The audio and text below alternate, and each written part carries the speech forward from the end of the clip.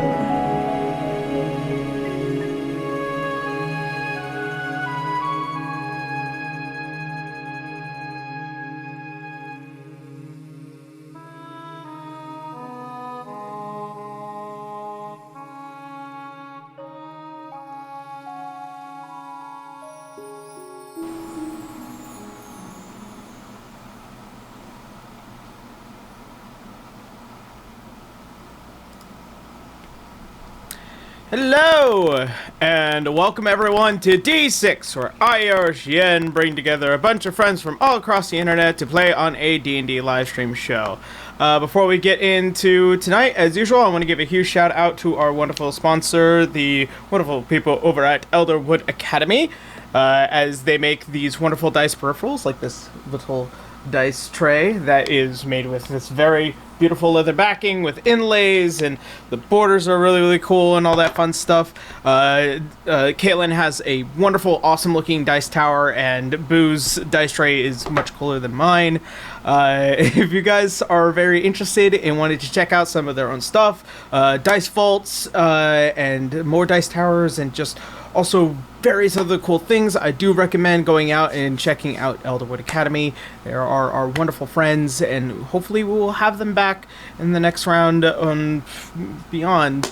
That's always fun. And if you want to go ahead and go to them and check them out, please use the link elderwoodacademy.com/d60r/ that way they know it was us that sent them. Don't forget that / or else they won't know that we were the ones that sent you guys. So there you guys go. Also, I want to give a huge shout out to the wonderful patrons over at Patreon. As always, the patrons have continued to support the madness that is my creations and online content, as well as this show, which could not be done without them. So if you guys are interested in checking out the Patreon, then by all means, there's a link down below. We love you guys so very much. Hopefully, we will have you join the greater sum.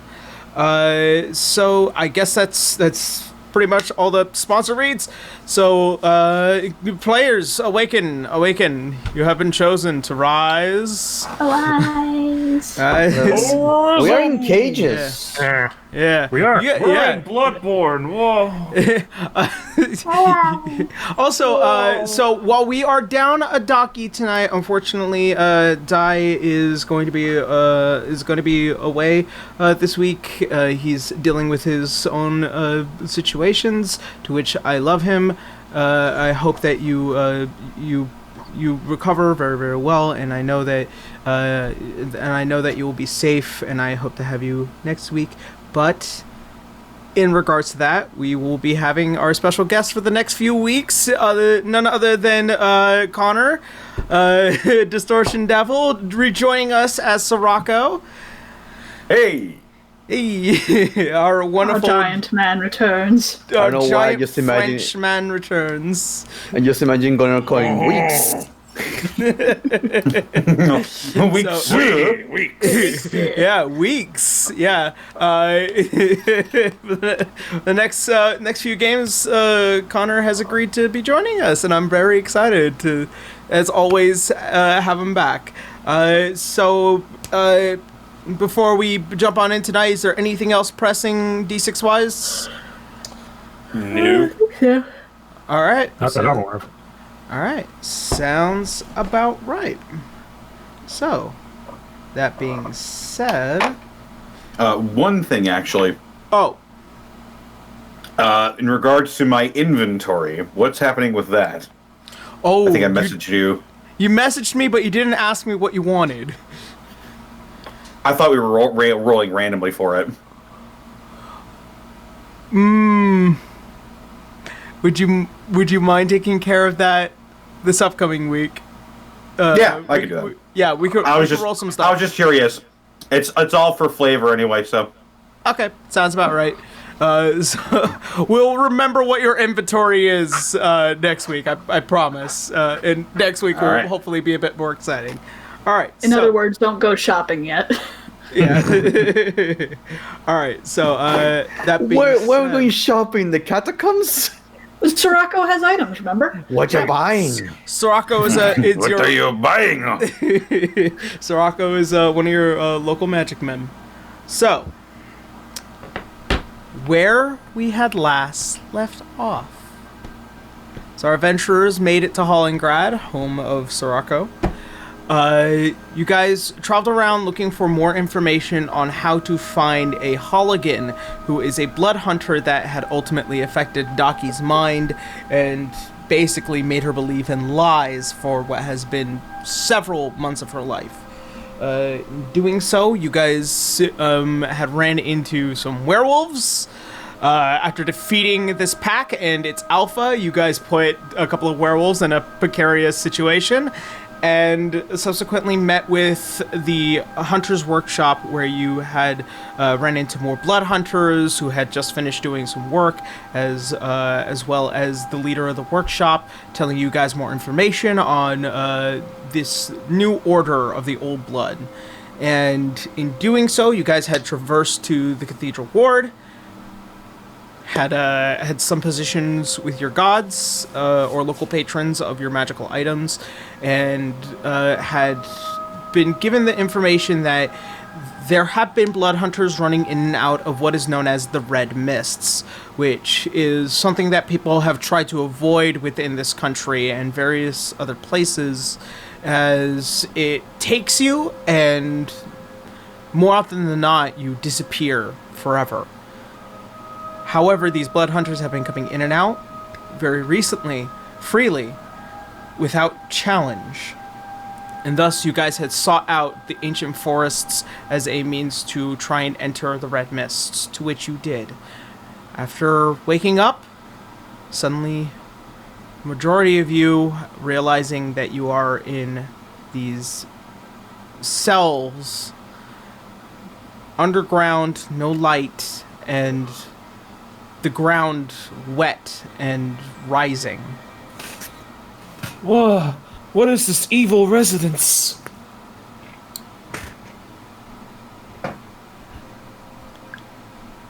Canis, So, look at... Yeah. as you're waking up, you notice the cell across from you, this slouched over large humanoid body across from you. And you can see these tattooed markings on the face, this large beard, this huge head of hair, and a very, very messy face, just by design. It is an old friend of yours, Sirocco. It's a corpse. Leave it behind. Are you playing dead again?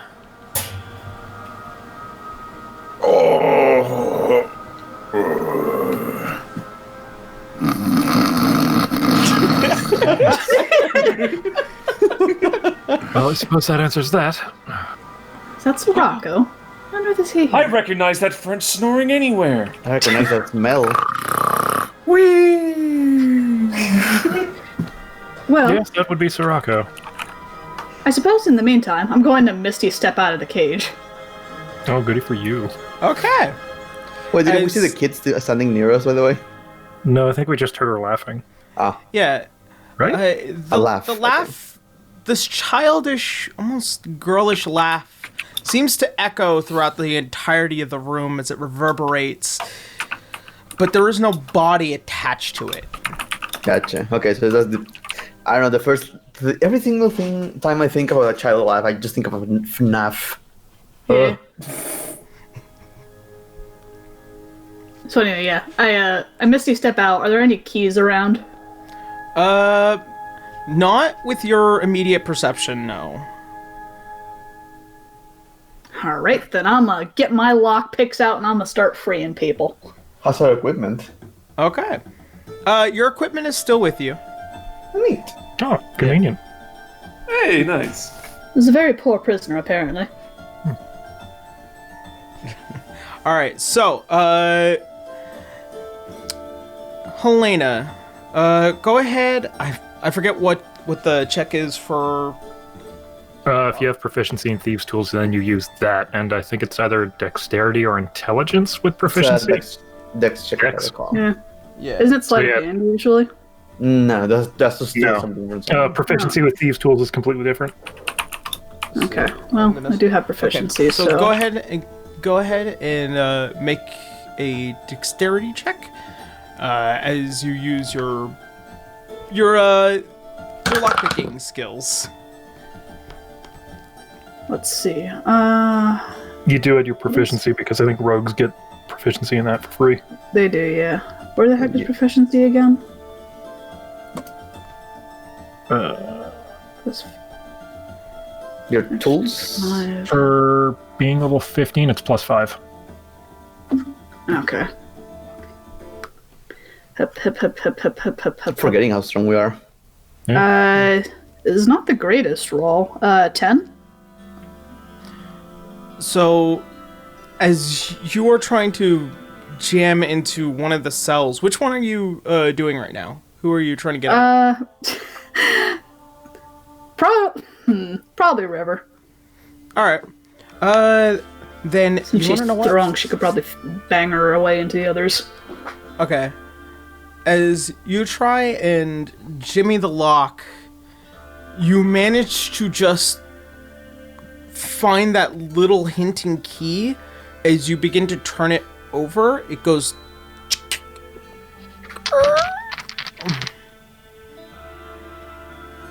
There's one.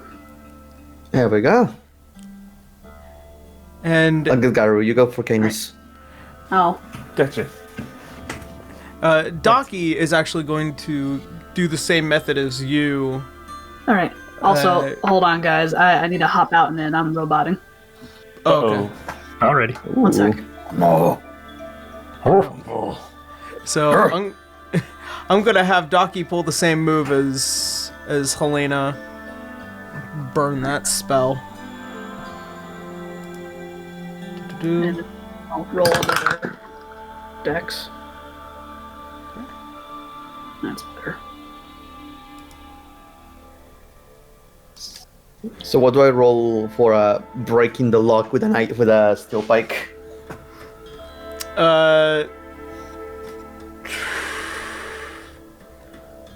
If you're trying to break it physically, I have iron spikes, and I'm pretty fucking strong, and I have hammer. let's see. So you just bang. He got hammered though. Make a strength check with disadvantage.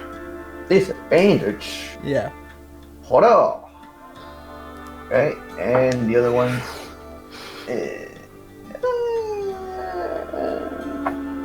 That's never a Even good worse. sound. I'm going to use one of my luck points. Okay. That's way better. So it's going to be a 19 or a 17. So 17 Okay. plus strength 11. No, plus 6. 23. Okay. As you break, and basically you take a hammer and you jam this thing into the pipe, you see the entire contraption that creates the whole locking mechanism just split open and begin to pour out gears and whatnot into the water below. As you begin to notice, River, it is now up to your waist as a person. Wait, what is this? So, as I said earlier, this water is rising. All right, I forgot about the water. That's a lot Right? faster than I thought it was. Yeah. And it's Rocco's it's just starting- face down, bubbling. Yeah. At this point, while Helena's picking the lock, she's gonna whistle towards Soraka. Wake up! See, it's a good thing. you're water. It's a good thing. I'll you're throw water. him one. I'll throw him some of the gears. Yeah. I hate to inform you, I am an air genasi. Ah, that's the opposite of helpful. Are we in our own? Oh, good. Our own Just here. Just here from underwater. I wish you'd be quiet in there. Ah, the bubbles stopped. Good. Oh, that means he's fine. Wait, are we in our own cells, by the way, or like? Yeah, you're all in In the individual meantime, cells. I got a 25 to unlock Candace's thing. Okay, as you do, the turnover of the lock comes undone and the gate opens. As you still have about a friend left over in Yeah. his cell. I'll quickly go over and undo Sorako. Sorako! I'll shake the thing and pick his lock. Sure. 24. Sorako! La punaise des secondes dans ma bouche. Huh? Oh! Familiar faces! Stuck getting tongues. How did you end up here? Never mind. Let's get out. Come on. What are you doing doing up here? It probably is the same way you all ended up here. I'm surprised to see you. I was not expecting you. Welcome to Orengrad. Likewise, dear. Although I don't know if are we technically in Hollengrad anymore? Anyway, we're slowly drowning. I think we should step Yeah. away for a moment. As Oh, you manage to get Sorako out of his cell, you guys are noticing that the water is starting to actually get much higher, much faster, as you, River, actually have to start swimming.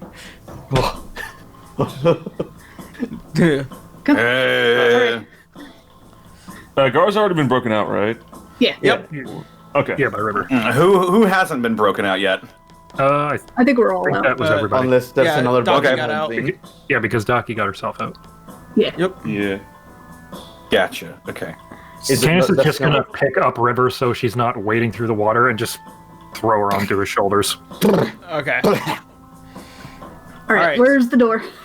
So from what you can immediately perceive, there's just this room and a stairway that heads up. As you guys slowly slog through the water and finally hitting the stairs, you notice that there is this steel door leading out to what could potentially be your exit, and this is chained to hell. Chained? Chains, you say? I wonder what I can do with that. So, it's like that we feel, like, you can actually see or, like, feel the chains, right? Like, how thick are they? They're relatively thick, and you can also feel, like, scribings on them, almost as if these are enchanted. And you can see, from what you can feel, like, along the line of the chains, there are 3 locks that are holding not only just the door closed, but also the chains in place. It's a puzzle. Well, time to brute force it. He's gonna put his jaws on the chain, and he's gonna use his acid. Okay. Is it strong enough to melt metal? I mean, it worked before, so I don't see why not. And he's gonna use his breath weapon. All right. So, do I just roll straight up damage, or? So, as you do, go ahead and roll the damage. Okie dokie, here we go. I'm gonna give him a whole bunch of d6s. Hold on. 5. Okay, there we go. Oh boy, here we go. Okay, I gotta get a calculator. I'm sorry. It's 4D. It's 66s. Ooh. Oh. 4 plus 2 Just- plus 6 plus 4 plus 4. 20 overall. Okay.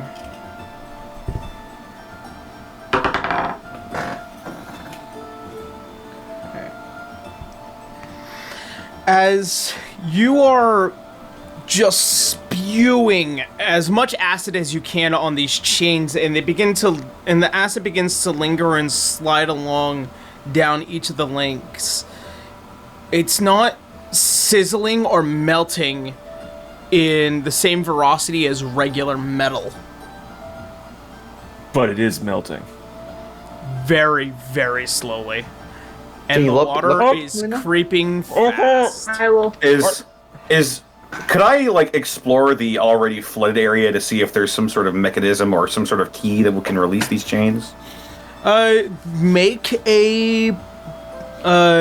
you can go down. You're noticing that the water level here is about over your head, and there's still only about 5 feet left of clearance. So by the time you get down to the steps here, you're noticing that the room has just begun to fill just ever so slightly now. So go ahead and make a perception check if you can. Perception. Okay. I can just go underwater as well. I can breathe underwater as a Storm Soul sorcerer, or a Barbarian, not a sorcerer. Good God. Okay, well then, added benefit. As you sink down into the water and you are beginning to look around, go ahead and make a perception.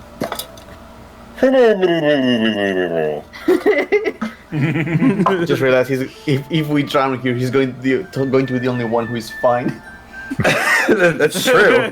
We're just giving it like Terrible. 6.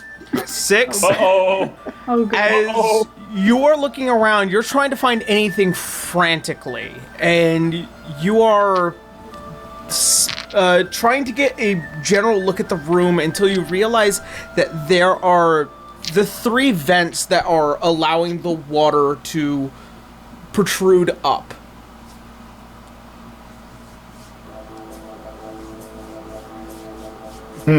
Is there anything heavy enough I could scoot over those vents just to stop the water from going up? Make another perception. Here I go again on my own. It's a 6 again. 6. I mean, looking around, I mean, there are now like basically waterlogged bedrolls. There's probably like one dresser all the way in the back that is just rotted to hell, and the rest is just jail stuff. Soraka will shrug, say fuck it, and just start piling shit onto the vent. Okay. I'm going to try to pick the lock. Okay, do it with disadvantage. Oh boy. Himpish. Neither of them are bad. It's Dex plus proficiency, right? Yes. Okay, so that is 24. 24. As you are trying to get something tucked in the tumbler and you're trying to turn it, but it's not physically turning, as if there is a very specific key to these locks. Oh, curses. I think this needs something specific. Gar, take that out of your mouth. I'm trying. Yeah, you are noticing like- that the chains have definitely, have their etchings kind of instilled, and her trying to use the lockpicks are almost glowing, almost as if to refuse. And as per the acid, it's not eating it as much as regular chains would. Okay, I'm just going to yell at the two magic users. Anyone with dispel magic? And I'm just gonna go on underwater and start looking for a key. Trying to help Sorako. Dispel magic. Hey. Hey. Let's see. All right. Which of the locks are you using dispel magic on? How many of them are there? There are 3. I'm gonna try the one that Helena's picking. All right. Let's see. I need you. Nope. That's. I'm gonna say. No check. No need for that. As you try and grabbing hold of your holy symbol and hovering your hand over the lock, you can see as the magical etchings begin to die down in its bright red color before you see one of the chains and the thing popping open. Oh, we got one down. It'd be too much to hope that you have more. That I do. Another dispel magic on one. The next one Helena will work on. Okay. As you do, and you phase your hand over it, holding your holy symbol, it pops open again. You guys are noticing at this final step that you're feeling the wetness of the water beginning to creep up even faster, as now the room has completely filled with water around you, Sorako, as you're still trying to, mattingly pile stuff on top of this, on top of the first vent, and trying to, shove bedrolls into another one. It's slowing the water where it would have filled earlier, but it's doing its job. Am I able to try to look for a key or something very specific? I'm looking for small bubbles of air coming from the crevices between between stone. Make an investigation check. Maybe there's an air bubble somewhere. Make an investigation check. Investigation. Ooh. I don't think I have any bonuses, but that's gonna be a natural 20 with a +0 investigation. Okay. So automatic success. Hey. So 20. As you dive into the water, as you're watching Sorako just putting stuff into the water vents, you are looking around for anything in specific, air bubbles, discolorations, anything. And you do see one. As Sorako is pulling the dresser out of the way and trying to slam it over, there's a discolored rock behind it. As you can see, it almost has been taken out and put it back in several different times. I'm going for it and using my big strong hands. As you are moving, I think it's half your speed when you're swimming? Yeah. Okay. If I don't have a swimming speed, it's just half a speed, so I'm just swimming as much as I can. It takes you a few seconds to try and, like, you're grabbing hold of the bars, you're pulling yourself over, and you jump over as you land, and you're taking this rock. As you begin to pull it out, I need you to make a wisdom saving throw. Wisdom saving throw. Oh, what? Oh shit! Uh-oh. Yeah. Yeah. Wisdom. That's going to be a 9. A 9? No. A 9, but as they say, oh, but wait. Indomitable. Indomitable? Indomitable. That's going to be 13. That will Indomitable. pass. So, you take 5 points of psychic damage, halved, Ow. as you feel as you're trying to pull on this So two? rock. Yeah, and you feel a slight spike in your head, and you're like, as you're pulling the rock as hard as you can, and you feel almost something click as a mechanism starts rumbling through the entire room. And Sirocco, you're noticing as one of the water vents, as it stops pushing out water, and it begins to suck it back in. As it's starting I frankly begin undoing all my work that I just did. as you're trying to, you're realizing as you're trying to pull everything off and around, and River, you notice that there is 2 lines that had ran along this this device as it reaches out to 2 other areas along the back of this wall. I will motion at Sorako and point at the opposite direction that where I'm gonna be going from the line. Like, follow that line. I'll follow this line. All right. As What is that? You want me to follow this? Okay. Follow the line. I'm going. I forgot other people can do this. Right. I will go over here and do this. All right. So as you guys are all still, as you 3 over there are, or you 4 over there are still struggling with the door, these 2 are looking for where these lines had led, as you see that there are 2 little lamps that had once been lit are now still covered in water. And as water begins to descend back from whence it came, you notice that the lamps relight. Oh, What the fuck? interesting. The water keeps lowering? Yeah, it keeps lowering. So after about you getting towards the top of the room, taking a nice big gulp of air, and water beginning to finally recede back into the vents.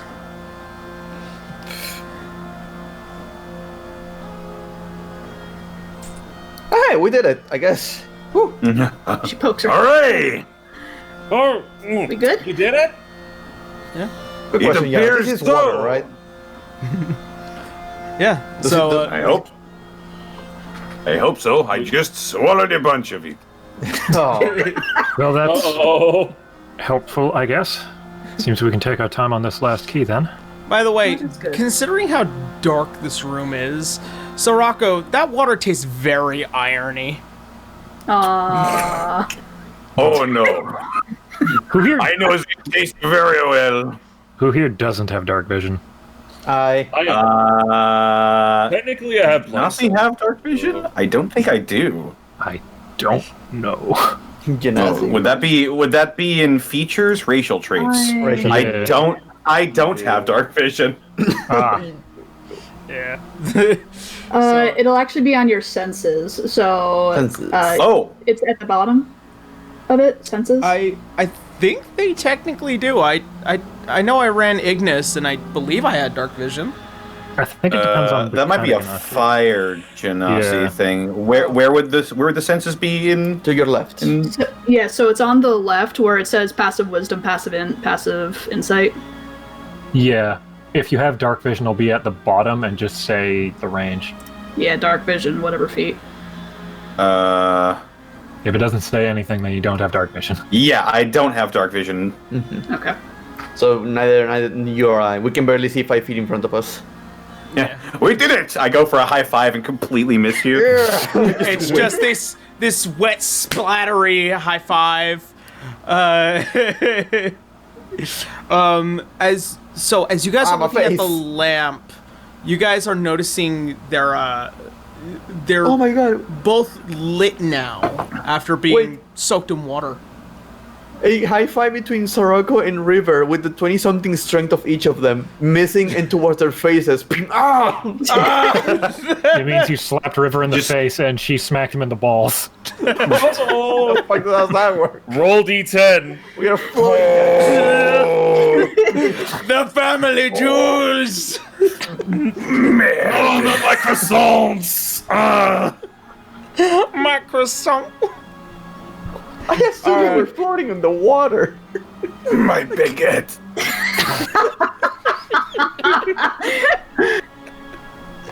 Oh god. It's funnier this way. It's funnier. It's funnier until now you that- get out of this room. Now that I Alright. believe that our friends aren't drowning anymore, let's try to get this other lock. I'll try to pick it one more time. Okay. So disadvantage. Yep. If the last one didn't do it, that's not gonna do it. Yeah. It's it once 13? again these locks are magically inclined, and do not give way even after finding the tumbler to unlock it. Oh gosh, darn it.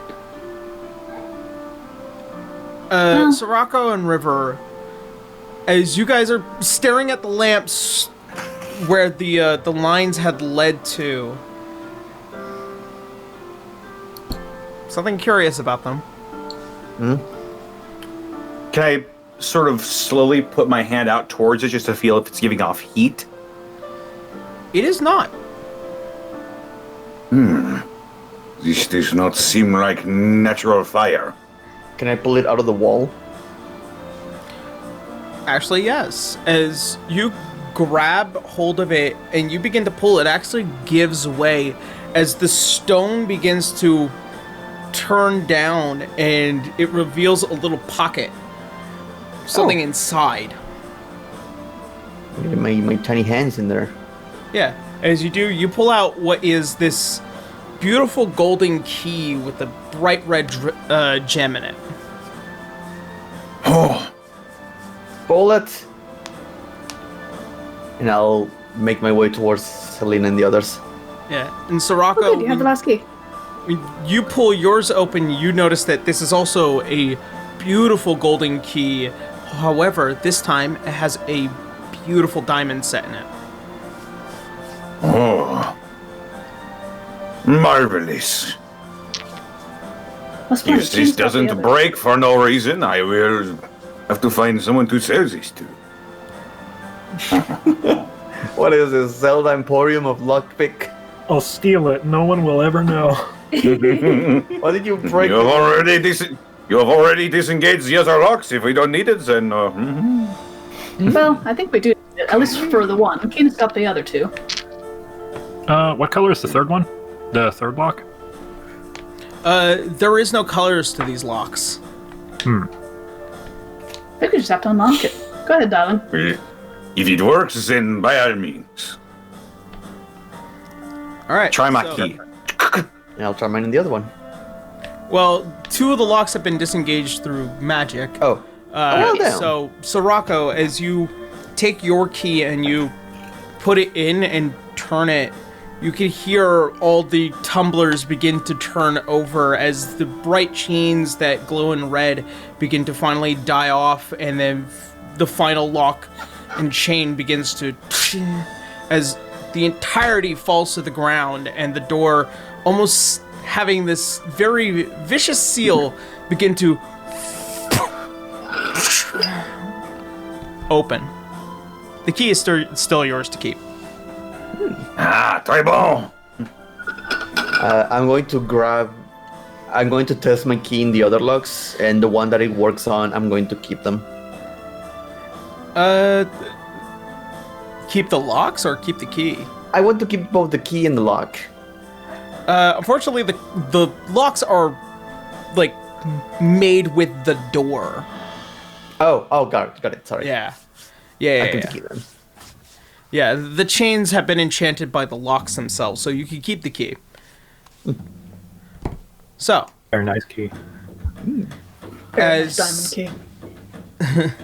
as the door opens and you are all entering, there is suddenly this blinding light as the entire room is this very yellowishly tinged light, and as you enter, there's this giant foyer.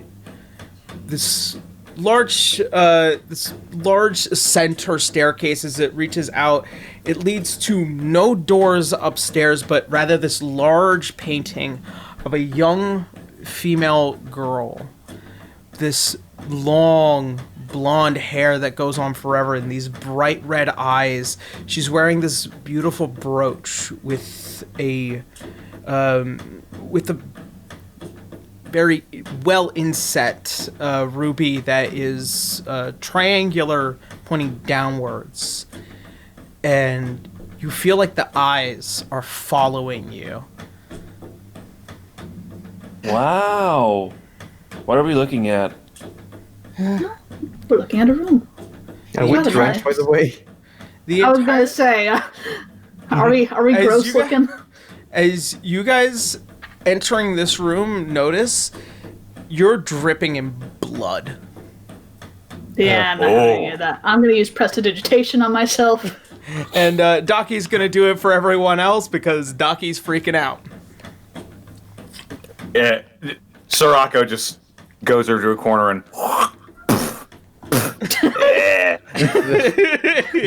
Fair enough. And as you guys begin to enter further, you notice that there is a center pedestal in the middle of this gigantic room with multiple doors leading out from each side. And there's a pedestal in the center with a single piece of paper, a letter with what looks like to be a wax-sealed, basically symbol in the center of it. Well, that looks like an invitation if ever I've seen one. Go ahead and take the letter. Little girl, an an envelope? Well, it's a theoretical possibility, considering we're dealing with vampires. Sure, Go ahead and read the letter. Okay. You read the letter. Allow me to do something for all of you, because I've looked forward to this. Oh boy. Like always on 7.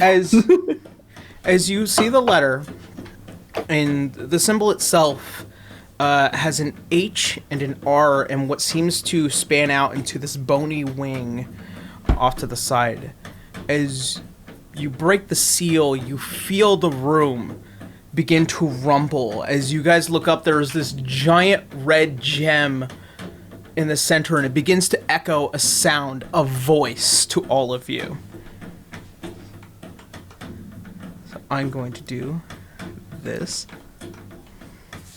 As a voice begins to rumble through. Dear dinner, welcome to my abode at Castle Ravensburrow. I am Loitus Housegrave von Ravensburrow, and I hope the game will set the mood to tenderize you well.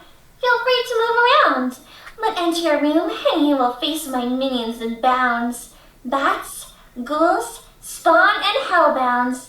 The fun begins, and when it ends, another round. Atop my castle is where I will reside. My coffin you will never find unless you have the same cold eyes, like a spearmint from your breath arise. A great jewels within the main chamber. Strike it not, or face my anger. If you find my dolls not to be appealing, destroy them all, and I will make more freely. Should you find them and bring them to my visage, I will let you free into the ballroom passage. No need to worry, the beast there will kill you. Slay it first and claim the key to the treasure room. Nothing of value will be there, unless your greed gets the better of a mindless heir. There will be 3 letters you can claim, this one on me. I do it for free because, what's the fun in the game? Hidden within an armored giant, the second letter will be freed. Should you still have the key, these two will give you the final clue, for I know what you're here to do. Should I grow bored of you, I will send my ravens and blind you askew. Do not test my might, or you will be in for a shock no matter my size. Fall or falter, it'll be fine. You will, by the end of our time, still be my dinner tonight. With love, House Graf von Ravensburrow. Huh. Was this written in crayon? Nope. Also, not gonna Written lie, in like, blood. like just out of game. When I first started playing, I thought that was his fucking phone tone for a second. Yeah, I thought that was the same voice for his phone too. So, first off, I want to give a huge shout out to my friend Oh, Lifu Chi Dubs for doing that for me. You'll be hearing more of her later. Oh, Yeah. good. Is there any way to get a written script of that? Yeah, or, I put it in the it's chat. Yeah, on he, there, he, right? he posted it in the thing. Oh, sorry. Just so you could read along. Thank you. This was more for me because I wanted somebody with a very high and childish voice to play this character. Good. I highly appreciate it. That was great, actually. Yeah. Yeah, so I can't believe you got from the game with the Dommy Mommy to the fucking lolly. Yeah, how did you change? Where's my What a shame. 9 foot tall her. vampire lady? Put her in the trash. I listen, I live in very different worlds. Yeah, kids are creepy. Yeah. It's so as you finish the letter, it does stay within your possession, and the voice begins to die out and the echoes begin to settle. Fascinating. Did What it is say it? dear dinner? It did. So to be concerned about that? Sorako, out of mild curiosity, do you know where you are? I assume. What I know about Castle Ravensburrow? You are aware of that it's a place that very few people tell its story as the ones who manage to leave are often given gifts, almost as if a sign of respect for playing. But those who often refuse to play the game don't get to leave. Oh boy. Oh, we have to entertain her. All I know is the stories I have heard on the road of people who have found fortunes by playing along with this, and the ones that don't, he just throws a thumb back to the puddle of blood behind them. Great, so we have to entertain a child. Sounds like it. That is not so bad. I mean, can she we did tell play- us what to do, Not so the children I've met. Can we just play her Xbox or something? What's next? Here's What's the an Switch, go Xbox? play. It's a treasure chest. You find it in the map with the X on the map. Ah. It Well, does make me miss my mother, though. She was often talking rhymes as well. that's impressive. All the time, She- or She could turn it on and off. So It's mostly just for the trespassers. Sort of. You mean like how we're doing right now? What do you mean? Well, we Oh. weren't exactly invited to this house now, were we?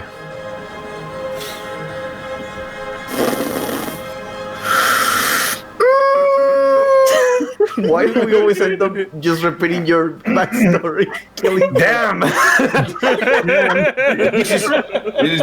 This is different. We are being invited. If she did not want us here, she could easily have shunted us away. This is a part of the allure of the Red Mists.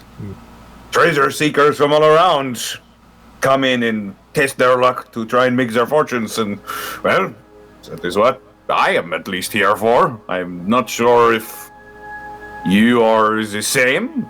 Funny enough, yes and no. We were looking actually for a bunch of blood hunters. We thought they were doing dealings here, so we came here, and now it appears just to be a trap house. Well, it's a theoretical possibility that we could still find them here.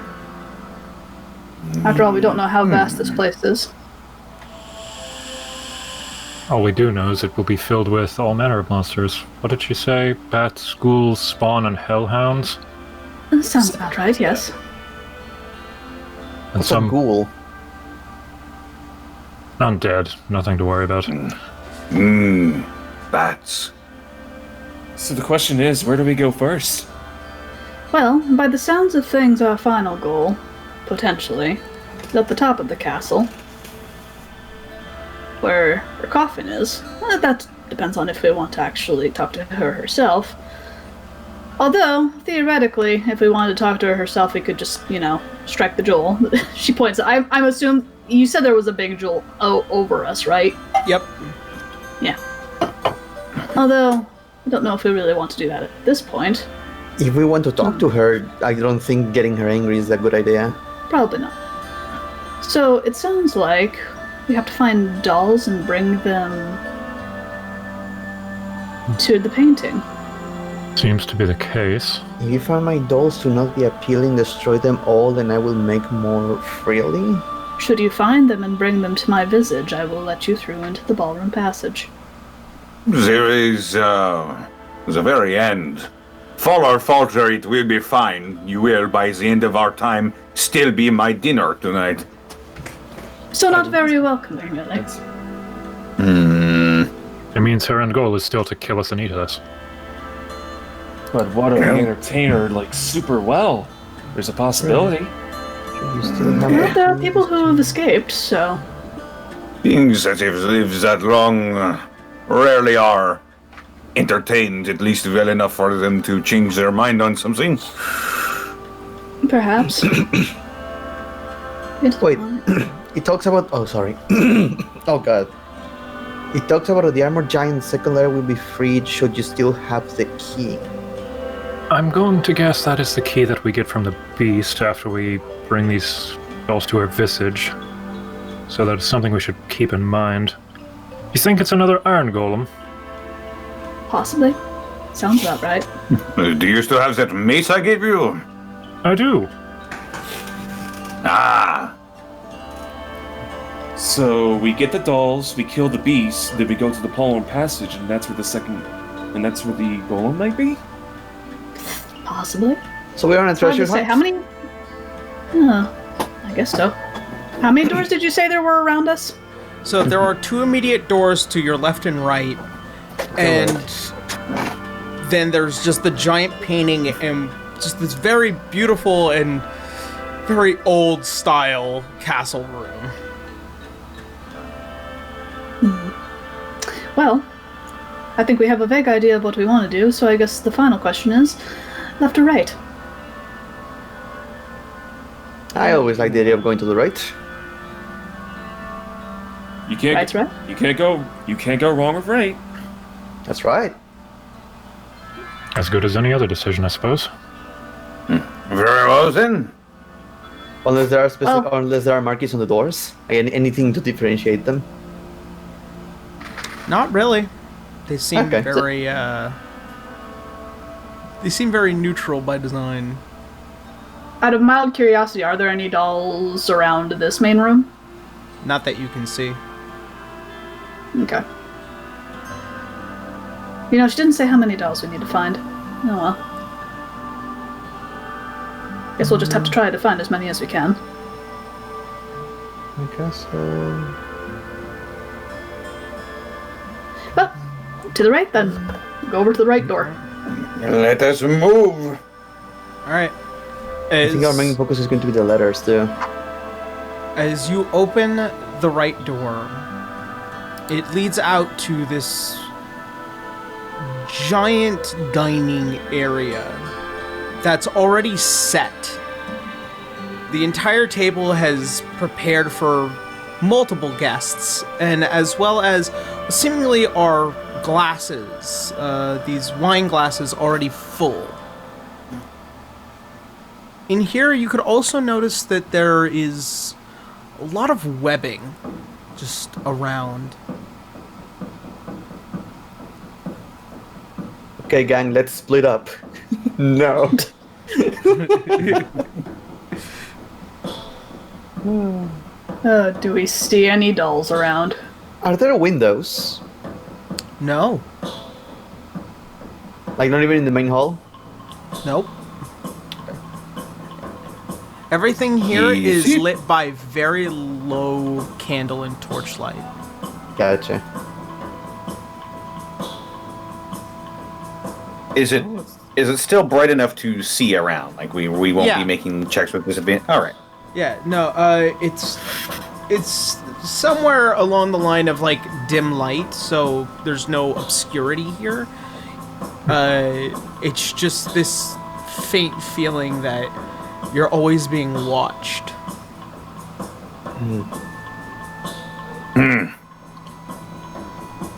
Question: how well does Garu's blind sight work in here? As well as anywhere else. Gotcha. Well, I'm going to do a look around, see if we find any dolls or letters, like underneath the tables. Yep. Okay. So as Start opening what are the shelves. Okay. Make let's see. Since you're looking around, River, make a perception check. Reception. I'm not gonna spend it yet. I already used it.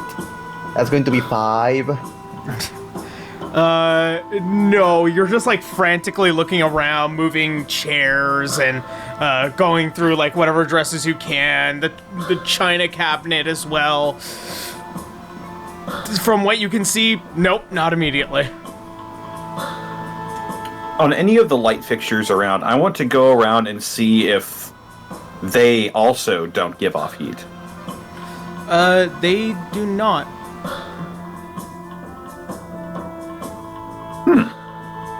These light fixtures also do not give off natural flame, it seems. Can you pull on them? I will tug on them. You tug on one, nope, it's built into the wall. Ah. It does not seem anything has come from this. So, you said there was webbing around. Mm-hmm. Are there spooters? Do I see How big is the spooters? webbing? Yeah, how big is the webbing? Let's just say it's about the size of a person. Eh, About the size of Canis. Fuck me. It's like they're trying to catch people. Wait a minute. Wait a minute. wait a minute. We turn around, Garu's trapped in there. Damn it! No, it's just gone. Ah! Ah, dang it. Oh well. Ah! He just keeps disappearing and reappearing like he's on a bungee. Ah! This is horrifying, but also very fun. I really like.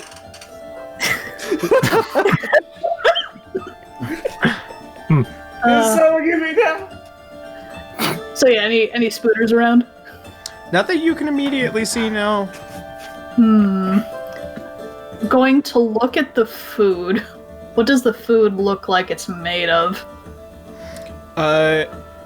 Looks like of various types of like high class food, turkeys, various fowl, and also as well as porks, meats, several different kinds of sides, green peas, mashed potatoes. It's a full feast. I know this is for a all that large he- party. I know all Daki would start devouring that food, but I don't know if they knew Daki would, like without thinking. I half wonder if we do need to play along. I mean, it is technically a show to her, right? I guess. Are there any other doors, or is this just the room? There's no other doors, just the room itself. Yeah. Ah, heck it, I'll do it. You suggest we follow along with the dinner party? I'm starving, and I'm going to grab a turkey leg. Okay. Yes, I think so. Please allow me to prepare something. Not something I'm looking forward to. I might wait for one of those spiders to come down. Now that is good eating. Good old spider stew. Oh, what does spider taste like? I'd rather not. A little Gravy? A little gritty. Yeah. I think there would be a lot of hair in there. Just a little bit. Wouldn't the hair give It it more isn't. protein, though? It's true. It is not unpleasant. I'll take your word for it. As I'm eating the turkey leg, I don't know about spiders, but turkey's pretty good. Looks like you're grabbing something, Yarrow. I am. He is grabbing something. Yep, he is. Is it a map? What's that? The turkey leg is actually a sphere of annihilation? Oh, It seems you have died. I can eat that, I'll do it. Power word turkey! Power word turkey. Man, I want a turkey.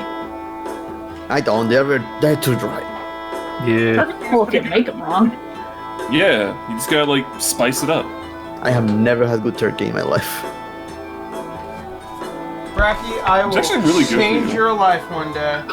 I'll eat all the chicken in the world before I have a turkey leg.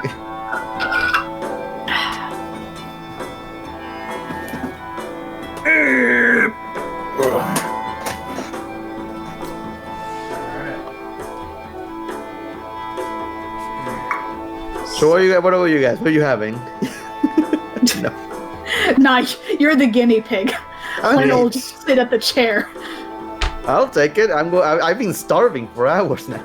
Yeah, just going to make sure that River doesn't die before doing anything else. I'm gonna have some of this, some of this. I don't like wine though, but My apologies, I have forgotten one last piece of this. What? My apologies, I have forgotten one last piece of this. Oh Oh no. dear. Oh no. Oh, the spider that was on top of the turkey. Oh, I didn't see that. You just bite into it and a whole egg sac hops out. The spider starts running away. No, it'll be like my peach incident. There you go. Oh, Spiders. Your peach. Buys a turkey like Yes. spiders everywhere. Oh no. What was the peach incident, Caitlin? It was when I bit into a peach, but the peach kind of split in half, and inside the pit was a spider's egg sac. Oh! That happened twice. That's Twice. happened to me twice. How does that happen twice? Not once, twice. And that's why she eats peaches with a knife now. That makes Not sense. learned again. a lesson. It sucks because that's my favorite fruit. Oh god. Oops, all spiders. Oops, all spiders. Dude, I am fucking over that kind of shit right now. Oh god, that sounds mortifying. Okay. So, you all begin to take a seat.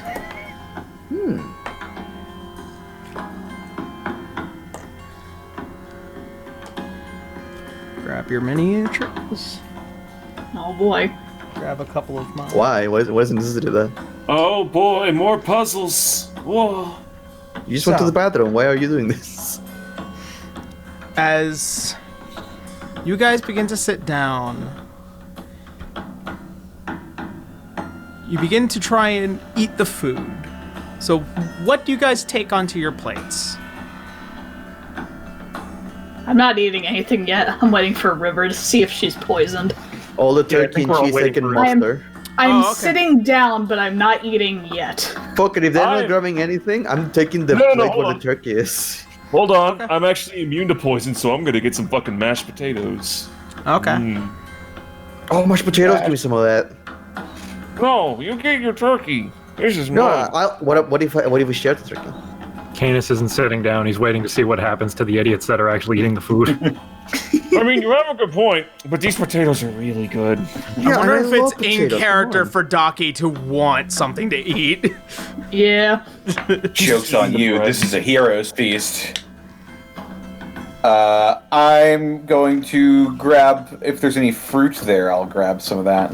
Okay. Yeah, there's a couple of apples and various other types of fruit, as well as a avocado for some strange reason. Ooh, what is this thing? Oh, avocados also pretty good. And then it rotted in bite your it. hand.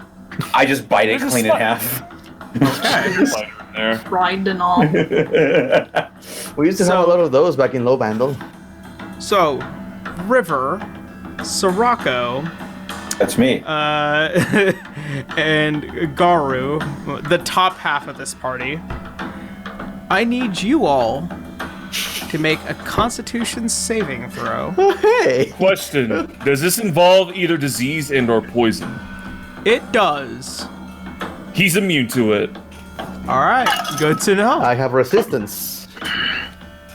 And I need to roll high on this.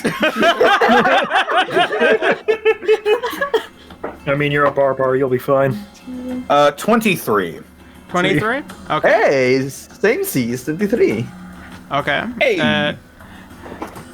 So, as you all begin to eat it, there is a slight hint and tinge, and it kind of makes you physically ill to start off with before you realize that you're just powering through, and it's more flavor than anything.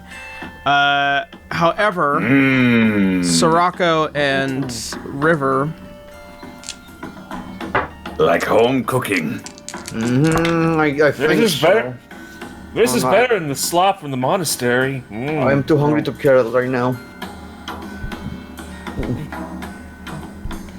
So, So 21 you're points. raunchy. So 21 points of poison damage halved. So Jesus. 10. Yeah. So, do you guys feel anything? Oh wait, Yeah. half that, so 5. Okay. I'm poison No, resistant. 21 points of poison halved. Yeah, oh, half because to you 10, also, yeah. and I you am also also have resistant. Yep. So 5. And Okay. I take nothing. Hooray! He's gonna Yeah. eat more. He's just gonna fuck on eating more mashed potatoes. Fucking monks. I feel a little emptier inside. I feel more fulfilling. Are you gonna finish that turkey, River? The flavor is a little strong. But are you gonna finish it though? So, I have an update. This is definitely poisonous. Yes, I had a feeling. What makes you say that?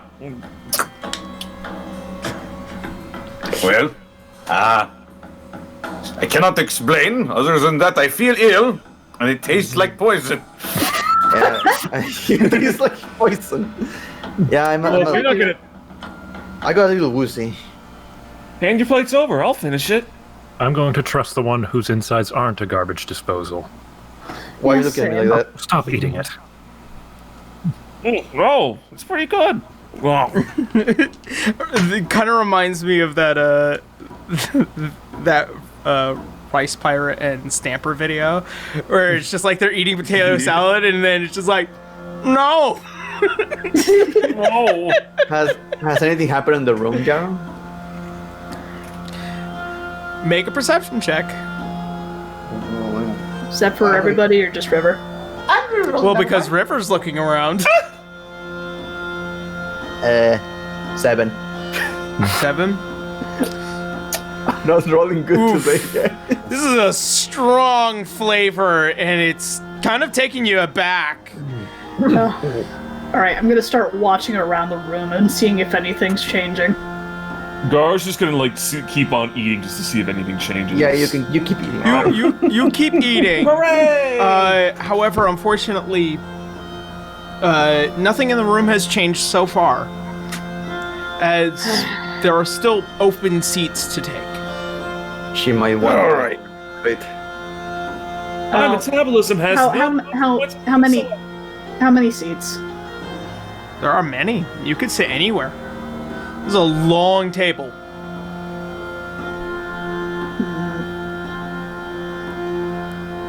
This is the fucking Twin Peaks table. I think it's going to be about all of us taking a munch. It might be. You guys have anything that can help you resist poison? Well, do. I have a resistance against disease. I don't know if that's going to be the same thing, though. If she's going to make me eat something, then I suppose yes, I'll eat something. He'll just take a apple or something off the center of the table. Okay. Yeah, I'll take a swig of wine. All right. How's that tasting like iron? I will. I was gonna say, actually, does it smell like wine or does it smell like blood? It smells like fermented. It smells like fermented grapes, which. Okay. Oh boy. It's blood wine. Yeah, it's definitely a very deep red wine, no doubt.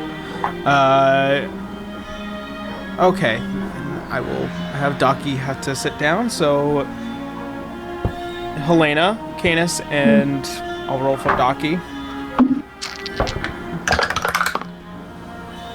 It was con, you said? Yep. Constitution saving throw. 21. 17. 21. 21. Good news is that Daki has really Get us high all up. constitution. I would imagine after everything she has eaten. Yeah, she has a very violently high constitution. 21. 21. Anyone? All right. Except for left. Let's see. Oh God. So that's gonna be 25 points of poison damage halved. 12. Because you guys succeed. Hooray. You said 25? Yes. 25 12. halved, so 12. I have resistance to poison. I take 6. Hey. Hey! Yep, that was definitely poisonous. Yeah. No, I didn't agree. Any changes? So, as you guys finish eating what you had taken from the table, you notice all the way towards the front where pretty much the head of the household would sit. You notice the chair move back and something apparating inside of it. Oh boy. What is it? What are you saying? It's just a little girl. As you take a look, you see a plush doll of a very well-suited rabbit with overalls, but the eyes have been cut out and replaced with stitching, and the ears are almost violently stitched as well, almost as if to see what had been a child's tantrum break and then put back together. Thank God it's not the porcelain dolls. Jesus Christ, those things are terrifying. Well, at least have our first doll. Go ahead and take the rabbit. Alright. Are you telling me that, or are you doing it? I'll go ahead and take the rabbit. Okay. Were there any other doors in this room besides the one we came in? No. The only However, one. Helena, Yes. as you take the rabbit, you feel something You may want to lower the music. stringy and... Oh. I lower the music or talking to your mic. Yeah. So, as you grab hold of the plush rabbit, you feel something stringy and sticky on this thing. As you begin to pull it up, you hear almost as if skittering along the walls as you feel the immediate danger of something appearing. Got company. As you guys Skittering. hear something almost like dropping, and the lights, as they dim out, two forms, and you can hear the table almost rumble as the dishes begin to shake along the table side. I need you all to roll initiative. Yeah! Because I am a barbarian, I have advantage on this. Okay. And then I started blasting. And then I started laughing.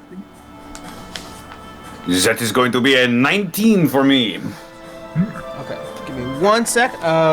We usually go around the table, so keep that noted. Today is not my night. He's I'm gonna Mary say that. Spider-Man. Are you sure about that? Okay. So, Garu. 7. Alright. Garu, River? 10. River, Helena. 21. 21.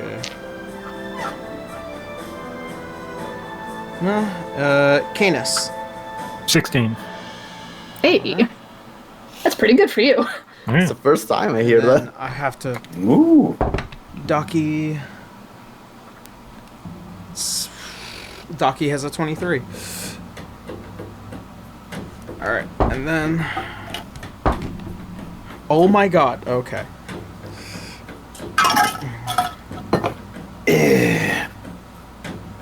That's either a good oh my god or a bad oh my god. Yeah. It's really dependent on how you perceive it. The good. It's good. He says it like, oh. What is it, French? Oh. Oh. It's all about that inflection. Je suis. What's Rocco's initiative?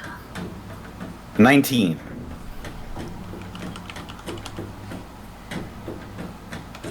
Draco 19. Yep. Alright, here we go.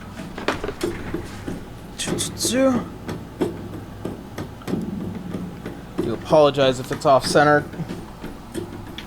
Well, that's a tight room. That is a tight room. Holy cow. Feral instinct. And we're in a mansion or a cottage. Jesus. It's just Are one we in a room. Resident Evil? What a mansion. What a man. Resident. Bleed. It certainly isn't a village, that's for sure. Yeah, there's no Big Mommy Milkers. Yet. Yeah. My day today, you guys. Just As I Listen, said, we don't have the dummy mommy, we got the lolly. hold on. Listen, I know I have done many, many ridiculous things today. And I will not apologize for aught. Before you started describing what the stuffed animal was on the chair, I thought it was going to be a Dakimakura. Oh, No. no! No. Oh, A God. 9-foot-long Dakimakura. Ugh. I'm sure someone sees a market for these. Alright, so, speaking of Dakies, Daki starts her turn. Oh! Okay. Do.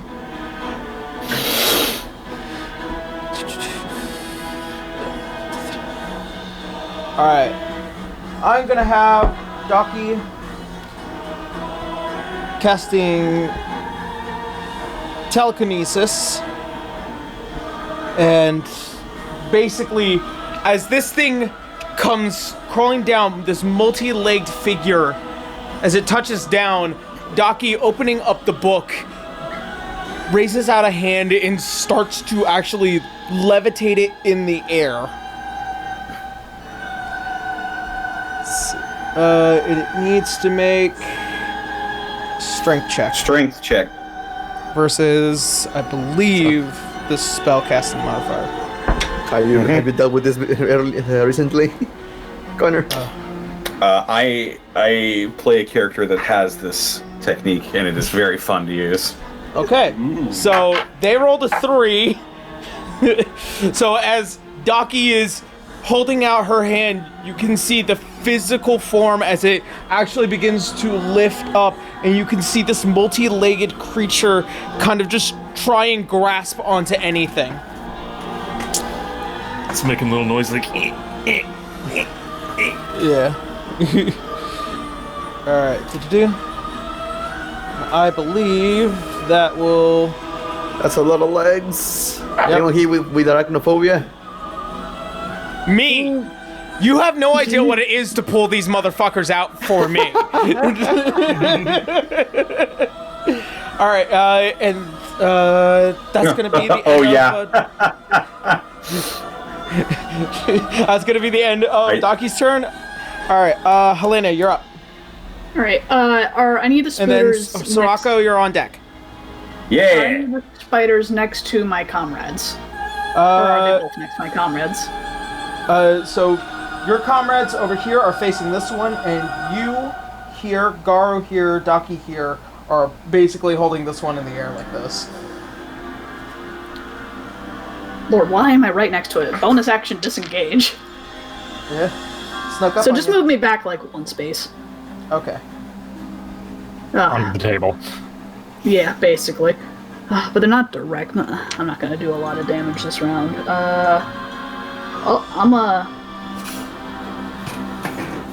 I assume that's the one that Daki put into the air. Yeah, as it's kind of floating in the air. From what you can see, this multi-legged creature doesn't have a usual upper body. It's almost humanoid by design. Lovely. I'm just gonna take 2 shots at it. So Okay. there's not really a whole lot more I can do. So that's going to be a 29 to hit. That will hit. Alright, so that will be... Where's my 8s? So that's 12 piercing. And then second shot... 17 to hit? Unfortunately, no. Nope. Okay, so just 12 piercing. So yeah, I rolled low on that one. Yeah. Okay. Wait a second. If they're just floating in air, wouldn't they give them some kind of advantage? No, they're being held up in the middle of the room. Oh, so they can't move anywhere. They're basically stuck in place. Yeah. Yeah. I believe that's how Yeah. telekinesis is. Ah, gotcha. And, let's see. So it's not like a stun or whatever. Yeah. So it's kind of just holding the character. Alright, so. That'll be the end of Helena, I believe? Yep. Alright, Can't Soraka, really do you're much up. more than that right now. So, for the sake of the visual, as you put one into one of the legs, the other one, as it aims for this upper torso, it gleams off like armor. Alright, Soraka, you're up. You are here. All right. Also, for the record, I think telekinesis makes the target restrained. Let's see. Can we check this? Can we check the reading? Which means attacks will be with advantage? Is restrained in your telekinetic. Yes. So I will. And restraint is similar to hold person's effect, right? Yeah. Restrained creature's speed becomes 0. Attack rolls against the creature have disadvantage, and they There have you are. disadvantage on Oh, dexterity. well then saving I had throws. advantage on that other one then. Let's see. Oh, well then go ahead. No. Natural 20! Hey! Oh, get fucked! Okay, Alright, so for the second one, it says 26, so that is a 17. Sorry, 17? 16. 16? Nope. Yeah. No. Oh, It for was natural damage. da- Oh. Yeah. Yeah, okay. Sorry, my bad. Alright, so 12 and 16, there you go. Alright, so just roll that back as you fire the other one. You manage to just glean into what is this unarmored arm of this creature. Alright. So, Sorako, you're up. All right. You're right. Yeah. The first thing I'm going to do is I see this spider in front of me. I run right up to it, and I'm going to enter a rage. All right. You do this blood-curdling, lightning-like scream begins to echo throughout this entire room. Ah! And this creature needs to make a dexterity saving throw. All right, the taser. Oh, it's a bit more than a taser now. So that's going to be a 21. 21. He succeeds. He takes half of this. Okay.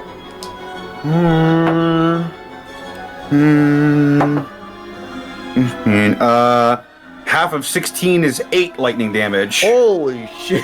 Oh yeah, because Wow. you're 15 now. That's right. It's bigger. That's 3d6 lightning damage on a failure. I love you can kill someone in a bar just by getting angry. Yeah. Just vaporize the random patrons. And now I'm going to, in the same motion as running over, I'm going to draw the Dragon Slayer Greatsword. And I'm going to take a swing at this thing. Okay. Let's go ahead and make your attacks. Reckless. Oh, not great. Good thing I reckless. The other one was a natural 1. So this is going to be...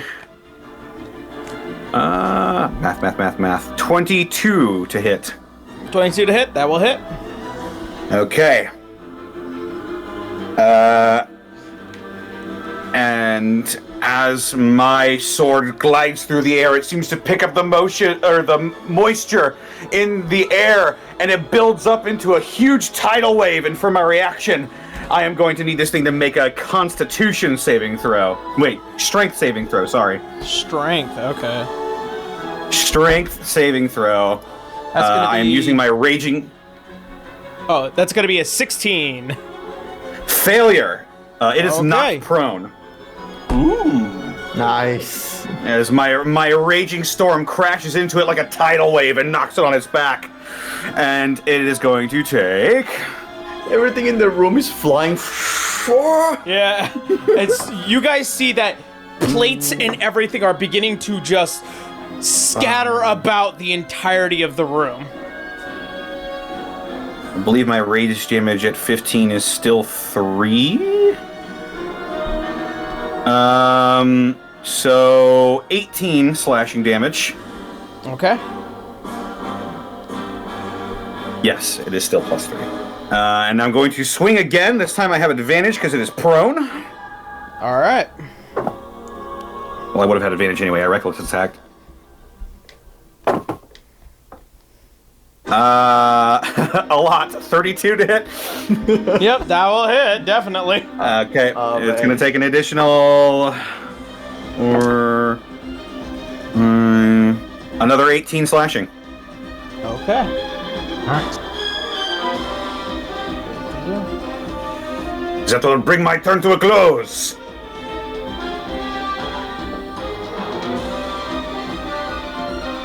All right. So as you come over and you just push this thing off of its multiple legs, as you just slam down your sword twice on this creature, bringing it to its knees? Question mark? All 8 of them! And it's now beginning to try and scrawl back up, pushing out whatever it is you just sent its way. Alright, so that will be the end of Sirocco. It's now this person's turn. I'm trying to remember if telekinesis is at the beginning or at the end of every turn. Saving throws are normally the end. Okay. You use your action said to just- make... by repeating the contest. Oh, so it's the whole turn. Okay. Yeah. Okay, so that is noted. Alright. It's fine by it. It's gonna make its 3 attacks. These are all with Via- disadvantage. Via longbow with disadvantage. Rolling 6 d20s. I'm sorry, did you say longbow? Mm-hmm. This time has a bow? Yep. What? Spooter with a bow. It is going to aim down the lane to get to Sirocco because it is being yeah, held right. in the air. No. They're Oh driders. no! Mon Dieu! Okay. Yarrow, are they driders or spiders? Actually, if they're aiming at me, it's just going to be a normal roll if it's the one that's floating in the air because I recklessed. Oh, you are right. Right. Because they're floating in midair, which gives them disadvantage, but I recklessed, so that would give them advantage, which cancels it out. All right. So, that being noted, one of them is a natural 20. And by the way, from what I have described, this thing that you guys have been looking at has a very humanoid upper torso. Never mentioned that. Yeah, Never no, mentioned- he actually did. He did? Yeah, he did. Yeah, twice. Damn. Twice even. Pay attention. Wow. How did I miss that? I don't know. So that's going to be an 18, a natural 20, and another 18. All those hit. All right. It's good thing you're angry. Yes! Big man. And all those come with poison damage. Oh no! Oh boy. Tasty. That is less good. So. Oh my god. That's literally all my d6. Okay. Oh my please. All the d6. Oh. All my. Or not d6. All my d8s. Sorry. Okay. Yeah, that's more accurate. My apologies. Alright, do-do-do. Mathing.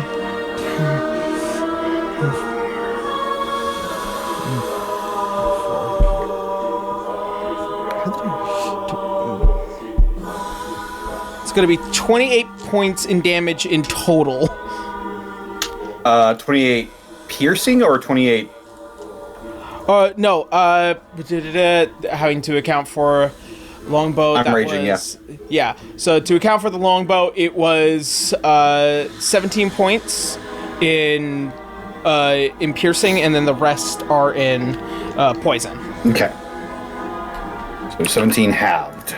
Yeah. So as this thing is trying to gain its balance, pulling off its longbow, and pulling back 3 arrows and shooting towards you, you feel foo. Oh! How much poison damage was that again? That would be 11 points in poison. Okay.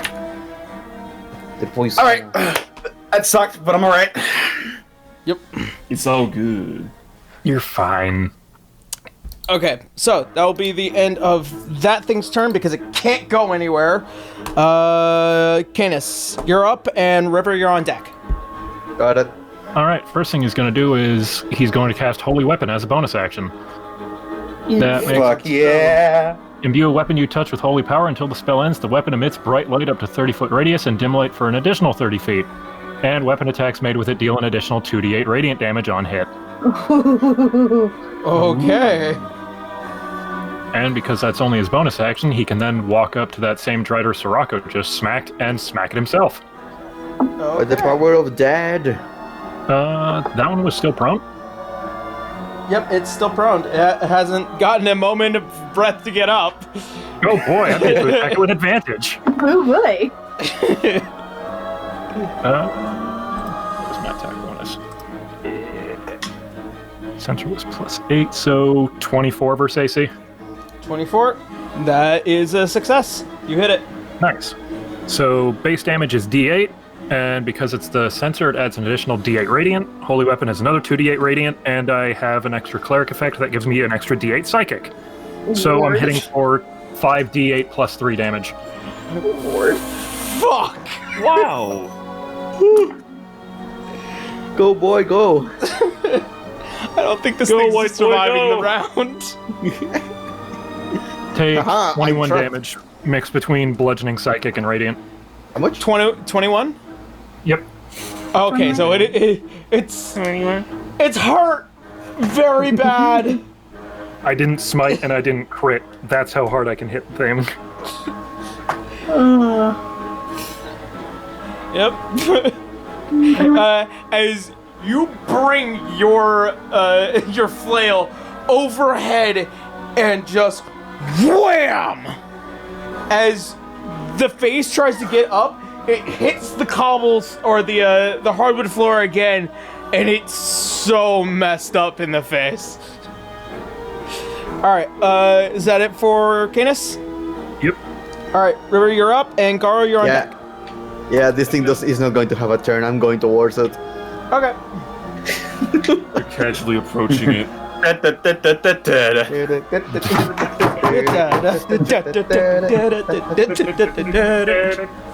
All right. I just stab it with my frost brands. All right. Make an attack roll. Right? Yeah, it's still prone. It hasn't had its turn yet. I am rerolling that one. Dang it, Bracky. Okay, 16 plus 11, 27. 27, that will hit. Okay, so I'm gonna do one by one just in case. That's gonna be 8 points of piercing damage Okay. and 8 points of frost damage. All right. So as you take your blade and you just go in for what is that lower abdomen area and you just stab into it, you can hear the scream of an actual female voice just beginning to be appalled by its death before its legs slip out from under it and it just falls limp. Ooh, I have 2 extra attacks. I'm going to assume I don't have enough movement to go after the other one. Yeah, you're already way over. So you can get I have never tried this before, so I don't know what your ruling is. I cannot do like my first attack with this and then switch to something else, can I? No, you can switch to multiple different targets, but you have to be able to hit them. With the same weapon, okay. Yeah. What if I use my second attack to throw my weapon? Attack with disadvantage. But hold on, it's restrained. It sits in midair, so it'd be a straight roll. It balances out. It balances out.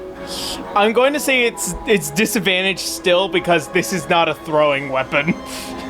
I can make it a throwing weapon. I will make it a throwing weapon. The accuracy of this thing is not going to be great. We'll see. If that's the only way I can use my second attack, I'll do it. All right. Yeah. It's advantage, right? Yep. Okay. So with disadvantage, that would be a 22. All right, that will hit. Under all odds and unbelievable luck for you, after stabbing this thing, you pull out the frostbrand. You turn around, seeing this thing as it's still trying to float in air with bow in hand, and you just chuck it as hard as you can across the room as it barely curves over Garu's head in between Helena. You see as this thing stabs into the side of it. So go ahead and roll me the damage.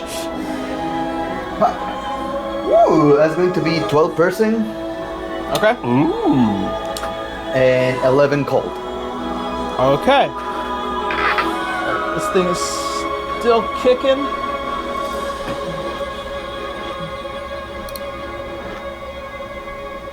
Alright. This thing has now an embedded frostbrand into one of its legs. It's the cold and ice is beginning to actually run up along its side. Oh, nice. And if I can have any movement left, I'm just going to get as close as possible. Yeah, you legitimately try. Alright, and that is going to be the end of River. Garo, you are up. Hey, a question, God. How's the spider looking? Just in general. I mean, looking rough. You guys have done a lot of damage in just a single round. Is it bloody? Like, It's bloodied, yeah, definitely. okay. Duly noted. Gar's gonna like pull out his sword, get it ready, and say, "Hey, Mr. Spider, is he what? You want to learn how to do an infinite?" I'm a He's woman. gonna like. Damn, Garu, you're gonna get canceled, man. Okay, Mrs. Spider, this is how you do an infinite then. He's gonna open up with 2 long sword attacks. Also, wait, they can Alright. talk? Uh-oh. Yeah, of course they can talk. Oh, man. Okay, first one is advantage. Now I'm gonna get canceled. Well, that is going to be a 21 for the first one. 21. 21. All right, that will hit. What's the number of tonight? I don't know. That is going to be a dirty 20 for the other one. Yep, that will still hit. We're at episode and since- 75. And since you know me, I'm going to use my bonus action to roll fucking unarmed strikes. So here, and just add the damage after. So here I fucking go. That's going to be like a 27. That will hit. And the other is going to be a 16 for the other. That will not hit. Okay, so just 3. Yep. For now. Let me just roll my long swords first. That is going to be 6, 10. That's going to be 22 for the swords for the unarmed strike. Okay. That is going to be. That's going to be a 7. So Okay. 29, I believe. 29. So, And as how's it looking now? you draw your blade and you actually cut off one of the legs that had the frostbrand had been implanted in. As it shatters and scatters across the room, you cut off the other leg, and then as you let your sword drop, as it bevels itself into the wood, you straight take a full cockback punch and just knock it straight across the face. As Is it it does, still alive? the head snaps around and, still being held in the air, no longer moves. But is it okay, though? Is it dead? But is it dead? It's very dead. Okay. Well, that's a great Fatally way to wounded. take care Are they of that. okay? Yeah. They're Take missing a their salt head. Take a salt tablet. Well, I guess that takes care of that. Wasn't too bad. Plain old. Could someone wrench these arrows out of my back? I cannot reach. Right. Actually, sure. Actually, be careful with those. If I can recycle them, that'd be great. Oh, damn, Okay, you- sure. You do whatever you want with them. Just get them out. I'll help you. It's okay. Okay. I'll just get down on the floor here. Yeah. Just have a this. I'm medicine going to check. hand one of the drider's legs. Bite on this. It's more painful, and you start pulling the arrows. All right. Make a medicine check. Medicine. Oh, I have a thing with this. For the sake of the argument, since you're trying to actually maintain the arrow itself. Yep. Oh yeah. Okay. So that's going to be 26. 26. With very simple ease and having gone through many battles, you've managed to carefully, without ultimately damaging Sorako any more than has already been done, as you managed to pull out 3 poison arrows. They also might have more. Hmm. Actually, that is a good point. Do they have any more poison arrows just on their person? Check the pockets. Make an investigation check. Dude, I have this freaking bonus for the medicine checks I never get to use. I'm so happy I finally got the chance. Yeah, I'm glad. That's a 28. 28. So, 28. through your investigations, you do happen to find a small sheath on each of them containing about 5 poison arrows, plus the 3 that was already pulled out. Everything else on their person is generally just chainmail armor. Alright, so 13 poison arrows. Give me those. Yeah. So each arrow does an extra 1d8 poison damage. Okay. Extra 1d8 poison, okay. Whew.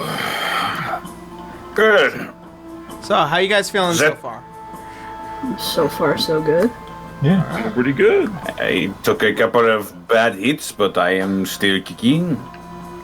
I How didn't get hit bad? at all. Yeah. Clean. And also my rage is not subsiding. Is it not? I am still crackling with greenish electricity. Oh,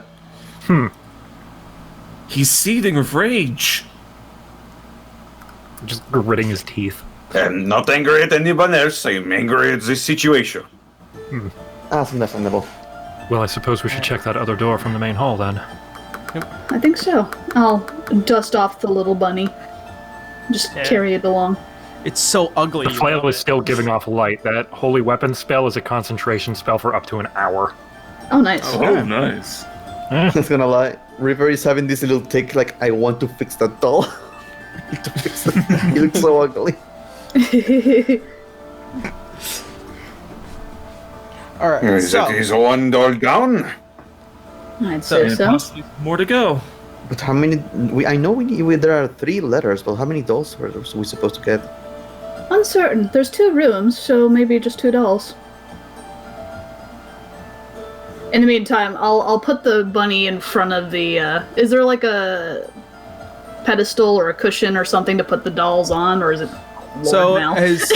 as you go up to the painting, and as you get close, you feel it, like almost as if the heavy presence of the one that runs this place is violently more apparent getting closer to the painting. As you put the doll near the painting, you see as the little doll dissipates and unapparates, and as you look up towards the painting, you can see one of the dolls now appear in the painting under the arm of this child. Oh. Well, there we go. Magic. On to the second one, I presume. I'd say so. All right. So, Anyone wants to Do we have any heavy loss HP? Are we doing okay? Personally, I'm fine. I think the only one who was hit was Sirocco, and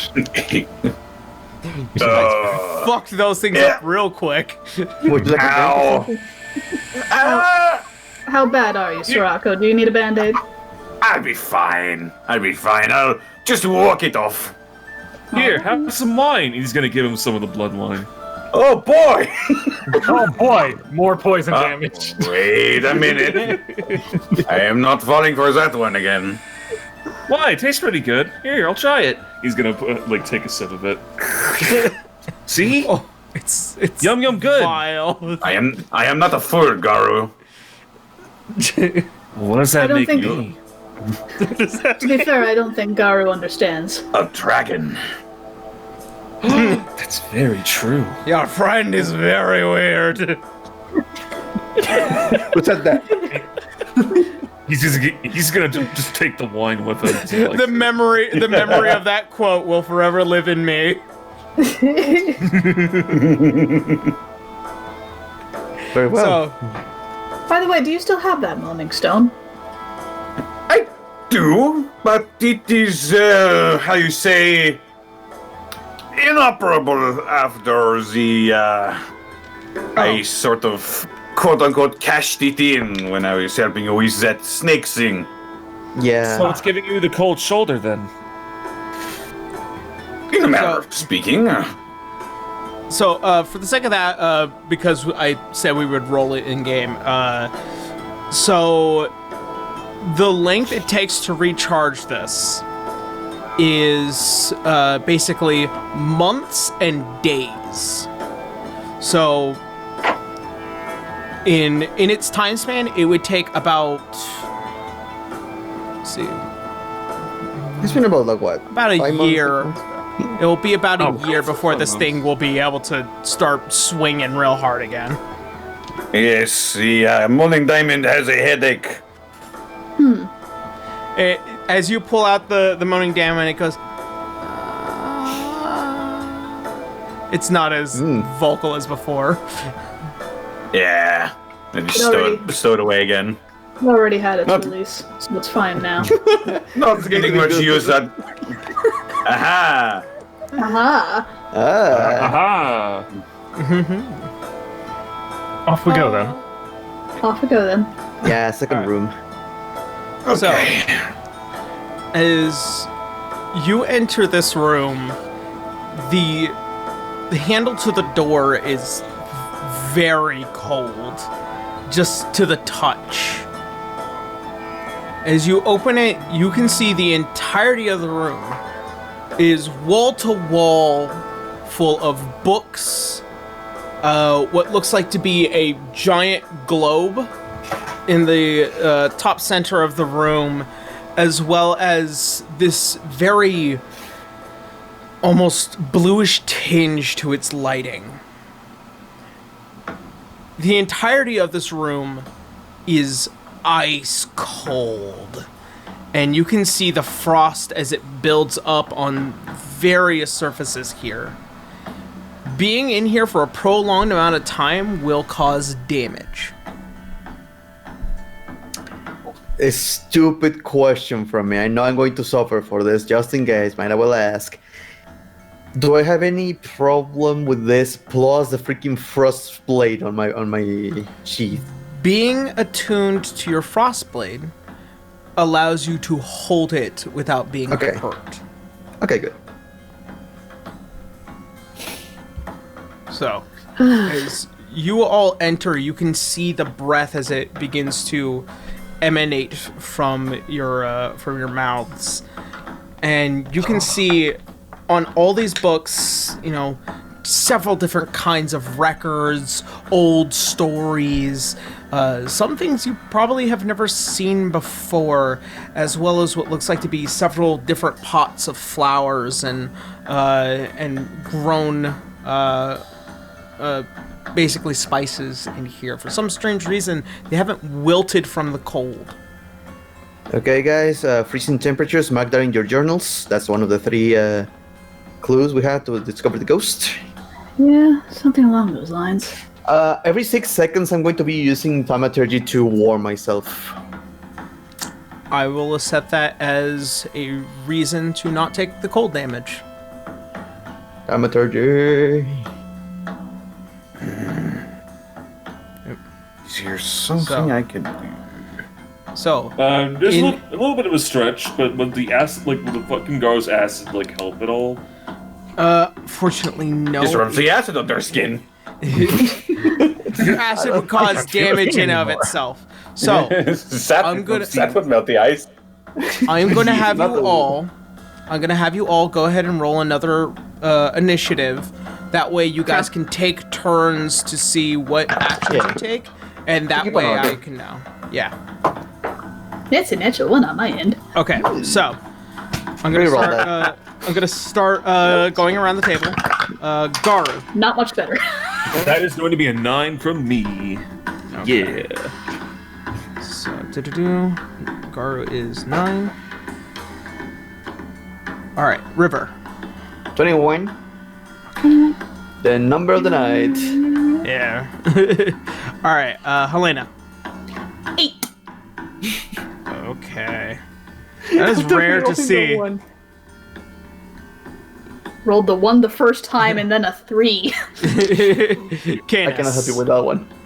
9. Alright, I'm faster than you. I'm going to say Garu will go before you. Oh boy. Because Garu is definitely more dexterous. Yep. Alright, I'm flexible. Docky. Docky needs to roll. Docky Look, got... it's cold in here. I'm allowed to be a little bit slower. You're used to the spring weather. Indeed. Docky got a 26, so... 96. The fuck? Wait. Did he roll a natural 20? I rolled a 19. Daki has a +7 to initiative. What the?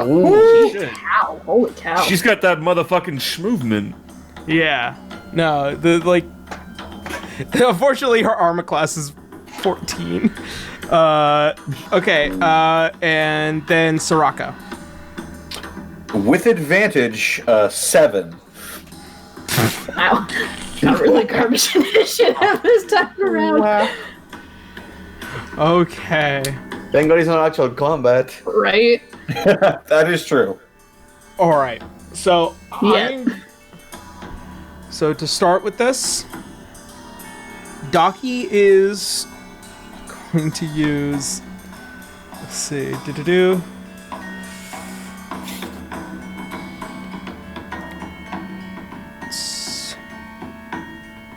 Daki is going to use Fortune's Favor on Helena because Helena's having a fucking time. So you can roll 2d20s.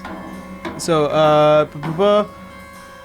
attack roll, an ability check, or a saving throw before the spell ends. It can dismiss itself to roll an additional d20 and choose whether of the d20s to use. So Fortune's favor. you have, yeah. So I have an advantage at some point? Yeah, so basically you could roll another d20 should you so choose. Okay, And how long does that this- last? 1 hour. Okay. As Is that the it? spellbook flips open and it rolls to its page and imbuing Mistra's basically understanding of the weave, and you can feel as the bright green strings that make of it begin to envelop you, and you can feel like there is multiple different pathways before you before coming to a singular notion. That's Unamancy, right? Yeah. Oh man. Oh, I'm gonna read all spells. Technically, Daki is a graviturgy dunamancy subclass. Sorry, my critical role fanboy just goes, what? Wait a minute. Yeah. Yeah, no. Like when Daki was made, that's actually when the Wild Mount came out beforehand, and then like 2 weeks later, Daki joined the party. It's just I'm just like, what do you want to do? It's just like, oh, what about this thing that just came out? So, all right, so that will be Daki, and Daki takes 8 points of cold damage.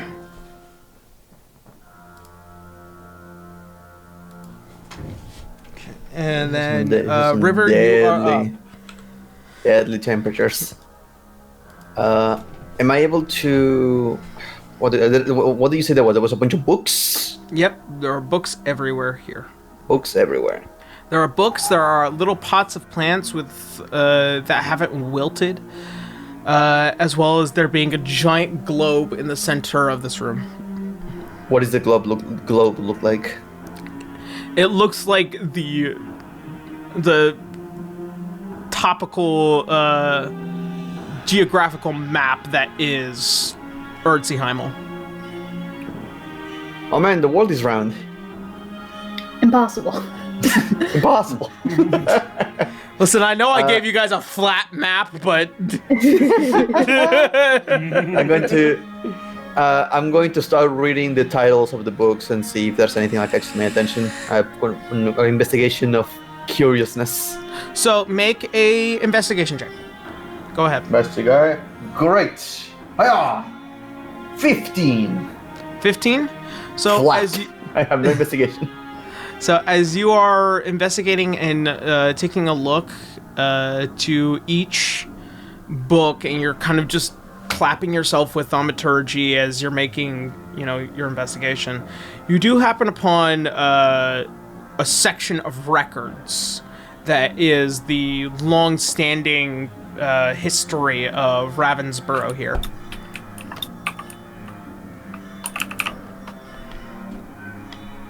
Can I, pull for every book, anything that catches my attention? That's the thing that catches your attention Oh, is this sorry. castle's history. I'll grab the first book and see if there's anything of interest. Can I even open it? So go ahead and make a Constitution saving throw. Uh-oh. Oh boy. Yep. Uh-oh. Oh god, I wish I had my freaking fire blade. And I could use that, I don't know, somehow. Constitution saving throw. That's gonna be a 16? 16? Okay. 16? So you take 3 points of cold damage as you do fail. Okay, I take that. Yeah, this room is bloody cold, and it is hard to not feel the icy, almost piercing, freezing temperatures as it runs through your gauntlets up your arm. The one element I'm not resistant to, you son of a bitch. So as you pull the book out and begin to open it, this being the latest book in its long line of history, it sort of reads more as a diary than it does like an actual like history book of Ravensburrow. This is a record of each victim that has come across this castle. It finds its names, and more recently, it now has your guys' name in the book. Yeah, that's not fair. We're still there, we're still alive. Oh wait, do I see the name of the do I see the name of the guy we're looking for? You fold back about a few pages, and H. you do manage to find Holligan as well as his associates having entered. However, the record proceeds onward. A deal has been made in trade for my blood that seeds will be planted around the world so that the red mist may expand.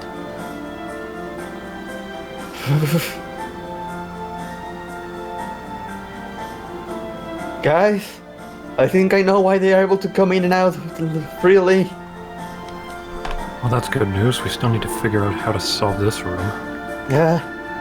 You can tell it to us when we get out of here. Mm-hmm. And that's going to be my turn. Alright. And in regards to your thaumaturgy, I'm going to say you are resisting the room's cold effects. Yeah, I only got this because I'm touching stuff. Yeah. Alright. So, it is now Garu's turn. This is bloody cold for a Dragonborn. Yeah, you guys can hear the rattling of the jaw under this Dragonborn's, like, skull, trying to just keep the muscles from, shaking violently. Hey fellas, I think I got a better idea. How about I just stand outside this door and make sure nothing bad happens? Can you even open the door? Can I? As per the rules, you can move freely. As you open the door and it does let you out. Yeah, so I'll just keep watch over here. I'm not sure I'm good at, searching for anything anyway, so good luck with that. If you need any help, just, He leaves the party. He takes I'm a few out. steps. He just takes a few steps back, and he's instantly better. I just The realized temperature of the room is night and day. I just realized this is the worst for Garu. He can't see shit. It's so cold. Exactly. Yep. So he's just gonna pull out his sword and, be on guard or whatever. Actually. You got this! I'm here for emotional support! Thank you. No problem, River. And that'll be the end of his turn. Alright. Alright, as you step out of the room and the door closes behind you, Oh boy. you hear barking. Oh boy. Oh boy. Oh boy. Bro. That is going to be Garu's turn. Literally heard barking too.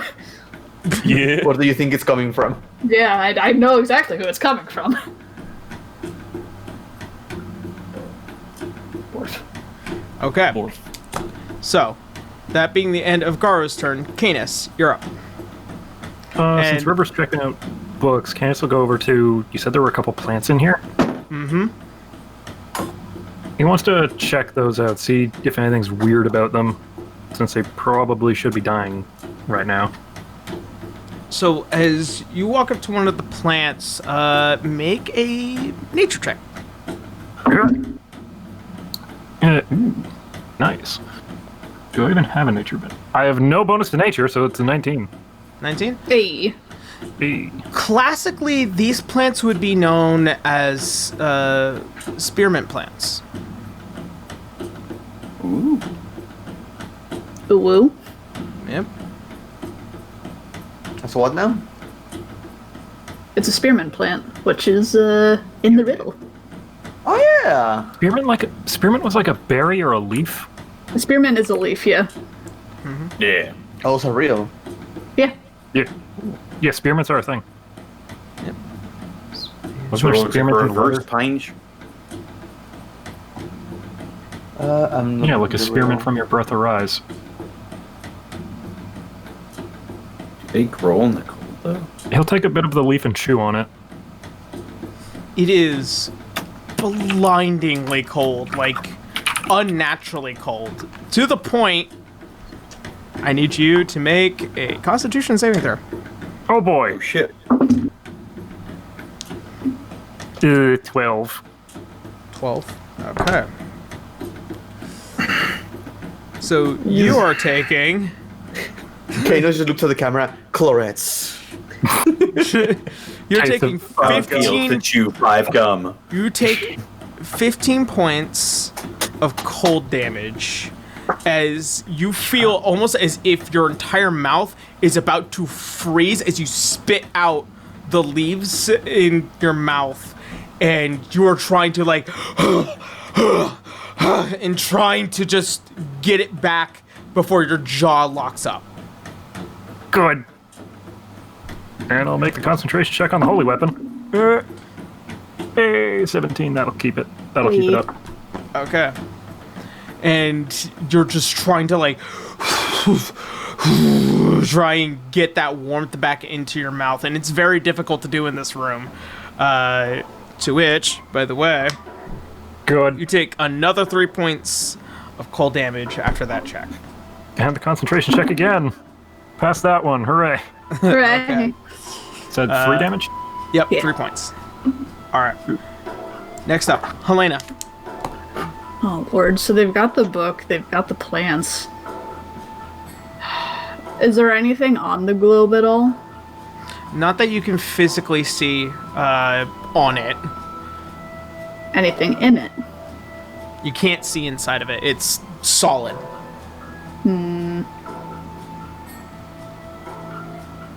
Let's see.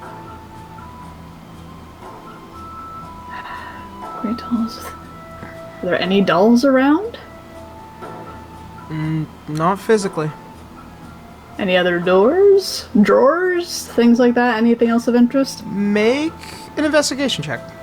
Investigation, oh boy. Flat 20. Flat 20. As you begin to move around the room, trying to inspect any little thing, you're running your hands along the bookshelf, and suddenly you feel a draft. Like air is being pushed between the bookshelves. Ooh. Secret door? Gonna try to pry it open. As you grab hold of the bookshelf, you can feel there is something give but locked. Gonna start tugging books. All right.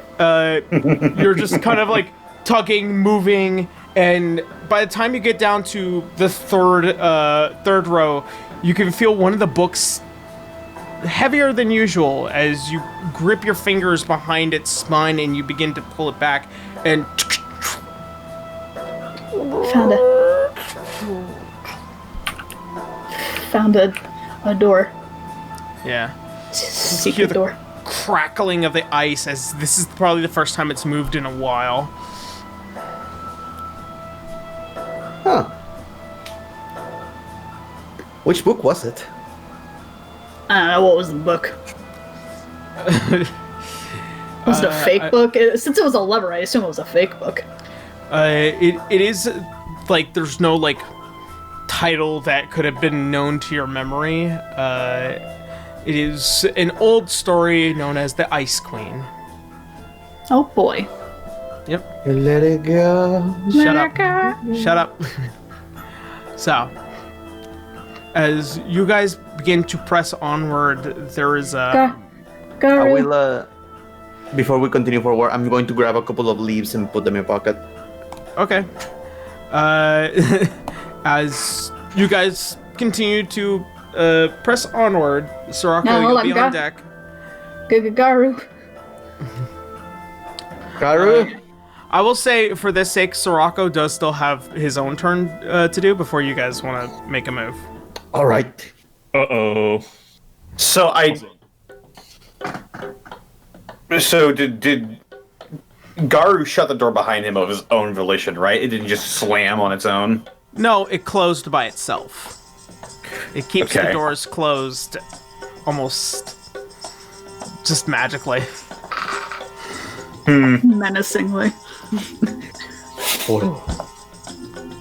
Menacing aura.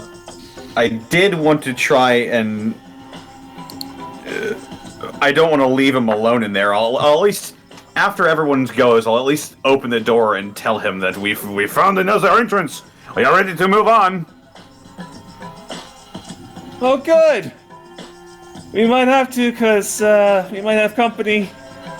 Oh. Yeah, let's just get going. Let us get a move on. All right. Your limbs lock up, I will carry you. Duly noted. He's gonna rub his hands together. Okay, here we go. He's gonna walk into the room. All right. So, as you enter, and as you all begin to move into the further end of the chamber, as all of you begin to step further behind this small library, the cold gets worse. Oh no. Does anyone have a blanket? Funny enough, yes I do. Here, I don't know if it's gonna Gimme. help, but put it on. Here. Gimme! He's gonna take it. We need to find you a rock of some kind. You know what? I'll take the cold damage. I'm gonna try to help the Dragonborn not to die from freaking cold. So I'm gonna use damage to help Garu warm up. Okay, so as you guys enter in this room, would it work the same if I wrap us the both of us on with the blanket and use the thaumaturge to warm the blanket? And he's just carrying me on his back. Yeah. Like Baby Yoda. I'm gonna say thaumaturgy can only be used on one thing or the other. So either Okay, but what if I carry River though? Yeah, like basically it's a burrito. It's a burrito of Garu and River, and I'm warming up the blanket that is wrapping us. Unfortunately, you cannot use that to physically warm the blanket. Okay, but what or else if, you're burning it? For the sake of the argument, you have a choice. Either you're warming Garu or you're warming yourself. I'm warm Garu. But hold on, just 1 second. If River uses thaumaturgy on herself, could I just like fucking pick up River and just like? You could, but that doesn't avoid you being exposed everywhere else. Yeah, River is a small person. Speaking of, Yarrow, you didn't give me any cold damage. Oh, that is correct. So you take I will have got 7 points of cold damage. Okay. And I guess not me either.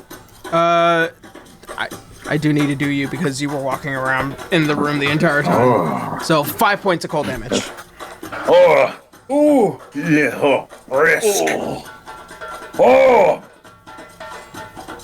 Oh, How it feels So. to chew 5 gum. Could cut glass with your nipples right now. I don't know. I want to draw the Garu River burrito. Yeah. Sounds adorable. It's official. You're my friend now. We're having soft tacos later.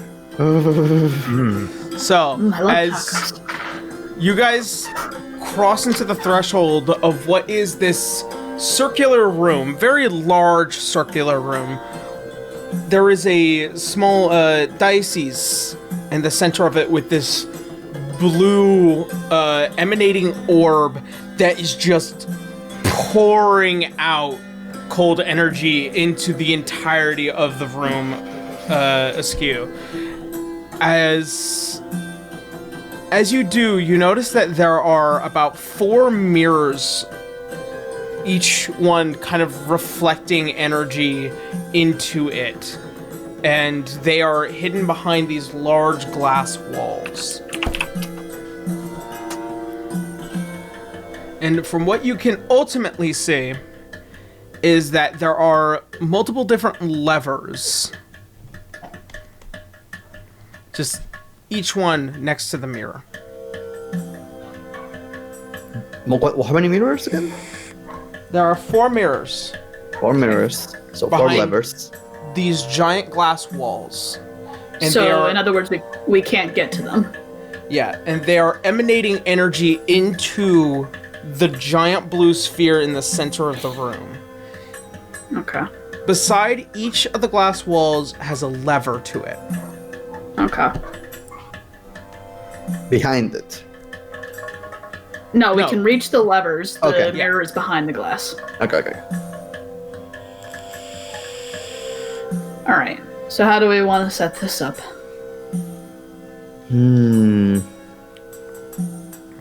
So I assume this is basically set up like a square. So we'll say, I don't know. I'll take bottom left. We'll say.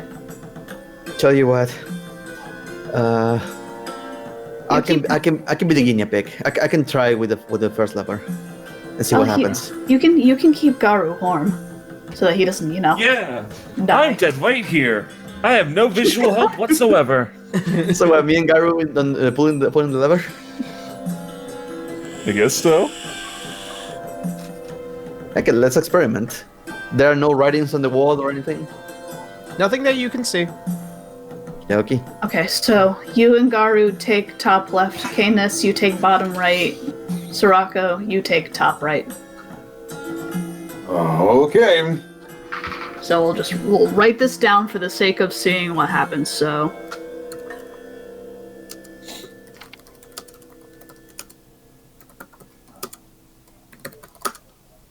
Time for big brain time.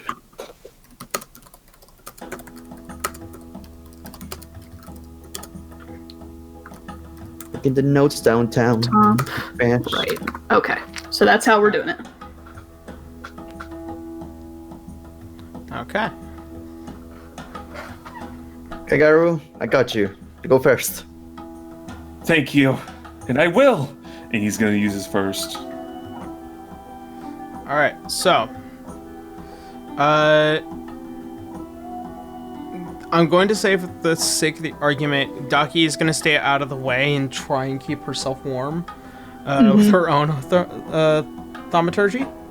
I think she has So- prestidigitation, yeah. Yeah. So, right now, it will be River's turn because we're still at the new top of the round. River. My only job here is keeping Garu warm. Okay. And you're doing that wonderfully. So, while you're doing that for Garu, you take 8 points of cold damage in this room. Garu. Yeah. As you're prepared to pull your lever, you notice as you begin to kind of pull it down, the mirror moves in different ways depending on the orientation of the lever. As you pull it down, it first goes left towards one side of the room. You pull it down further, it moves up, and it hits something on the top of the room, and then it goes back down to the orb. And as you pull it all the way down, a wall erects around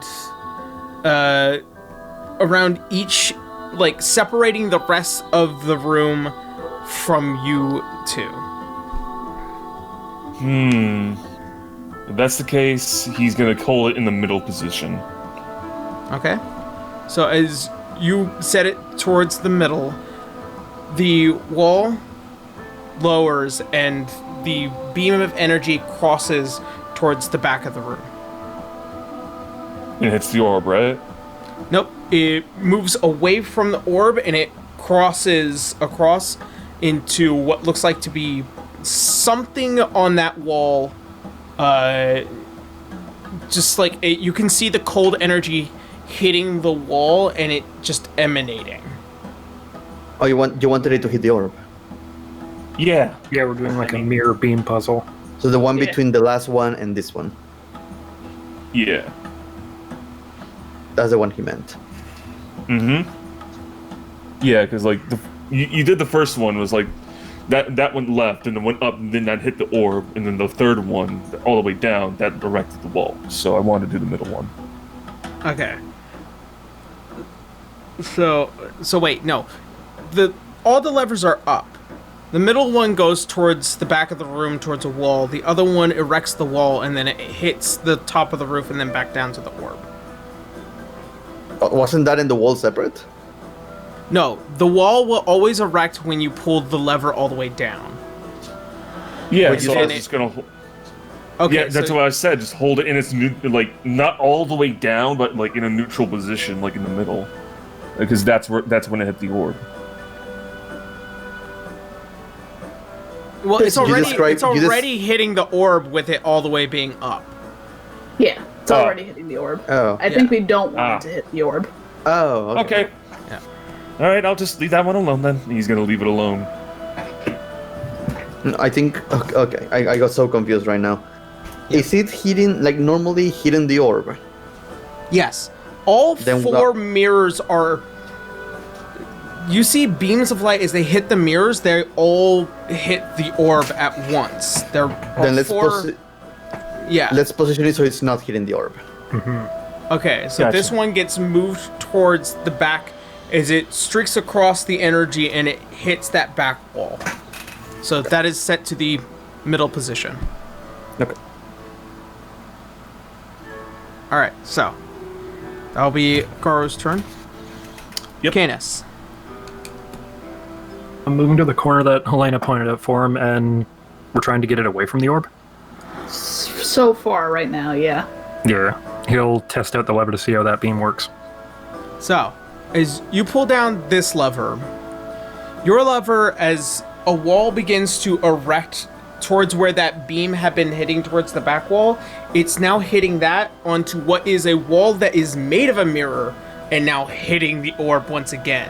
However, it passes through the orb and continues on towards the other side of the room. But still hitting the orb when it's down? It's still hitting the orb. It's not hitting the orb once it hits its middle position, as this one tries to streak back towards the same area where it had gone towards initially, but it's now hitting this mirrored wall where the other beam was heading. So where Garu's beam was heading was heading towards that wall. A wall has been erected there, and it's now a flat mirror surface, and now both beams are hitting it, passing through the orb, and then hitting another wall.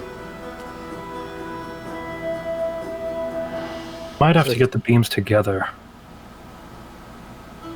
Okay, so next one, just move your lever until they're hitting the same spot, I guess. Mm-hmm.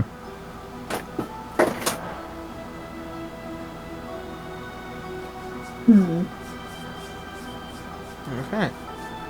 This may work very well in a video game, but right now it's getting. We very have no confusing. visual I representation. am so sorry. We need a visual. I really so I ordered a bunch of stuff from Dwarven Forge. Unfortunately, it never got here, so like I have like all my paperwork stuff, but like it's hard to describe. So like I have everything in physical detail, like Picture, written. if you will. Picture, if you will. Picture if you will. Well, a mere laser beam puzzle. Oh shit. With moving wall. With moving wall, Oh, good. described only by voice. See, if I really could try. 3 hours later. Yeah, I know. I know. You're not. It's not an easy task. Nope. Yeah, not an easy task for someone like me, especially. Okay. So, actually, here. Let me see if I can do this. I have a. We'll use my template as a room. This will make things easier. Hopefully. Okay.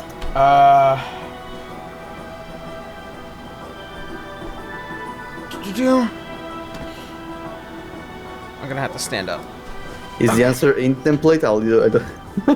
No, it's not in the template, but it's. So this is my usual template, and I'll put something so that way you guys can see it. Okay, so we're gonna say every odd number. So You can use the minis to say where we are. Yeah. that's what I was about to do. So this is Helena. This is the entrance of the room where Daki is. Garu. River. Mm-hmm. Canis. Soraka. Alright. So. Oh, perfect! That's right, I have these walls. Alright, so each one of you is a beam. There will be this thing right here in the center. Luckily, I'll be the orb. So, the wall that has been erected will be leading towards this direction. And it's now each beam. Oh wait. Okay. So each beam is now going this direction. Is now hit this wall and is bouncing back. My brain. Do you have bits of string? Or like a pencil. Couple of just to show the direction of the beams. Yeah. Beam. Bull. Beam. Wall. There we go. We're improvising. There we go. Yeah. Improv, yeah. Hooray! I'm a good DM. And so you can imagine there being another beam here as it is hitting a wall, and you can see it beginning to frost over. All right. Okay, so are there any other beams touching the orb right now? Soraka's and Helena's. Ah, okay. And there is another mirrored surface up here. This is mirrored. So, take my pen.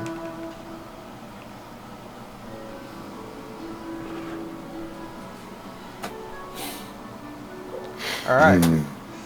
So, that's gonna be Canis's action, yes? Yep. Alright. You take 8 points of cold damage. Okay.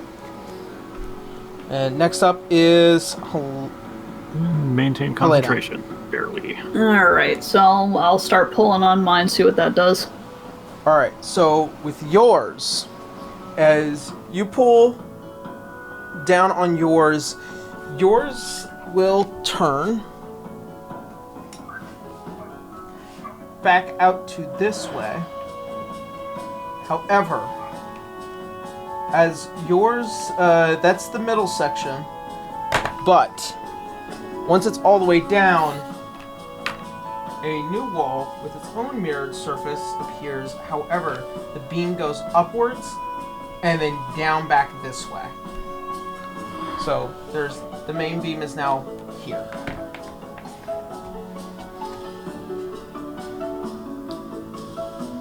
Interesting.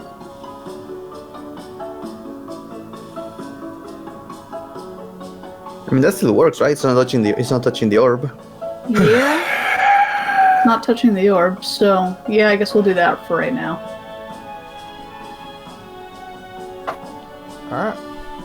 So, as for So you, now only Sirocco's is touching. yours is going to be 4 points of cold damage. Okay. Alright, Sirocco, you are up. Okay, so mine is the only beam that is currently in contact with the orb. Yes, in direct contact with this. Okay, and my lever. My lever sort of. Forgive me if I'm not getting this right. My lever is sort of erecting some kind of wall in front of me, or is it turning something? So, it has two settings. It will either turn the mirror, or it will erect a wall. That's what you've gathered so far. So the lever basically controls your mirror. Yeah, I think my goal is to turn the mirror at this point, right? Because I don't think it's going to bounce off of either of those two mirrors that are set up on either side of the orb. So it's just drawing a straight line from me to the orb right now, right? All right. Yeah. Gotcha. Okay. So if I turn it like it'll just go It'll like point a straight direction. So what? So when you pull it down on the first setting, it turns towards this mirror, and it points up back towards the same way that Helena's went. So as it hits this wall, hits up, and then it goes back down. Yours directly turns towards this wall, hits, and then goes down there. So now none of your beams are touching the orb. Right. So is there any noticeable difference now? Actually, yes, because you guys solved the puzzle relatively easily. So as you do, and go ahead and make this move. As you notice, as all the beams, not immediately touching the orb, as it hits that back mirror of this wall, hitting the ceiling and then pointing back down, it now hitting this wall, you can see the actual cold energy emanating on the wall, and you can see a bright blue sigil begins to envelop the wall and then crumble it into this icically dust. And the mirrors all reset back to the orb. And inside of this little chamber, you can see a doll. This one, good. A very porcelain, but slightly drawn over face, almost made as if it was to turn into a wolf. Oh boy. Now, River, you can take that one. Yep, I'll grab it. All right. As you do, you can feel the cold coming from it itself. It's been here for quite some time. I'll warm it with thaumaturgy. You can deal with one turn. And Sirocco, for the sake of your final move, I will say you will be taking 2 points of cold damage. Don't want to forget. Alright. So, as all of you begin to slowly try and trudge your way out of the room, the bearing of the frost just constantly enveloping your bodies. You finally step out, and you are once again within warmth. Oh, that's much better. Oh, thank goodness. Is anybody hurting terribly? I'm doing okay. Not terribly, no. Worse than before, but Do you need rest or healing? In other words. I think I will be fine. Nothing I can't deal with.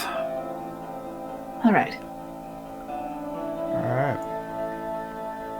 Well, So, I'm just going to clean the doll a little bit. Fill up the dress, whatever, and put it on the pedestal. as you place it below the painting, you see as it begins to dissipate, and as you look up towards the painting, you can see that the doll is hanging off the shoulder of the painting. As you do, you can hear the faint laughter of the small child once again, and you can see that the painting, almost as if it comes alive for a second, blinks its eyes and smiles before it gets up and leaves. Almost as if the painting coming alive, yeah. spooky. Oh boy. Oh, I thought it. Okay, Yeah. the painting. It gets the up painting and- inside. I thought that I thought the little frame, girl, the canvas. The little girl No, that think is Harry within Potter the can- paintings. Yeah. The little girl in the canvas, as she gets up, she turns over and leaves with both of her dolls in hand. That's cute. And you see the frame of the painting disconnects from the wall, and it leaving a slight opening. By the way, did we find anything else on the dryads? Sorry, in the riders. I think you no. just said there was just armor. Yeah. Okay. Just Yeah, there armor was, and like- the arrows. Just wanted to make sure. I kind of forgot. But I got the book. I got the dolls. Wait, I got some of the leaves of the mint. What are you gonna use those for?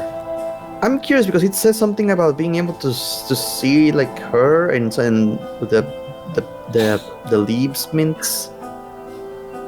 So just in case, bring them with us. Not a bad idea. Yes. You didn't do If it. nothing else, we could throw them into a drink. I'll make do it a chili. look like, you know. It would chill it and flavor it.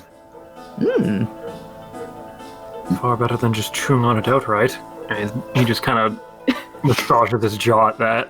Yeah. Oh, that was like biting on glass. Oh, Yeah. Well, at least your breath will be wonderful. Yeah. Minty fresh. Taste the freshness. Okay. Cuts to So- Kano's like going down the slide in the snow mountains.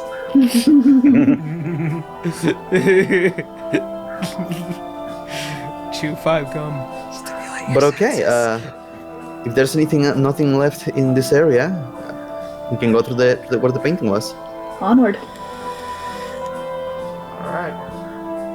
As you Also, be begin- on your toes. There was something about a beast being in here. A beast? Yeah, about Yes. that. About that, I did hear dogs earlier. In fact, I'm hearing them right now. I hear them all the time. Bark, bark, bark.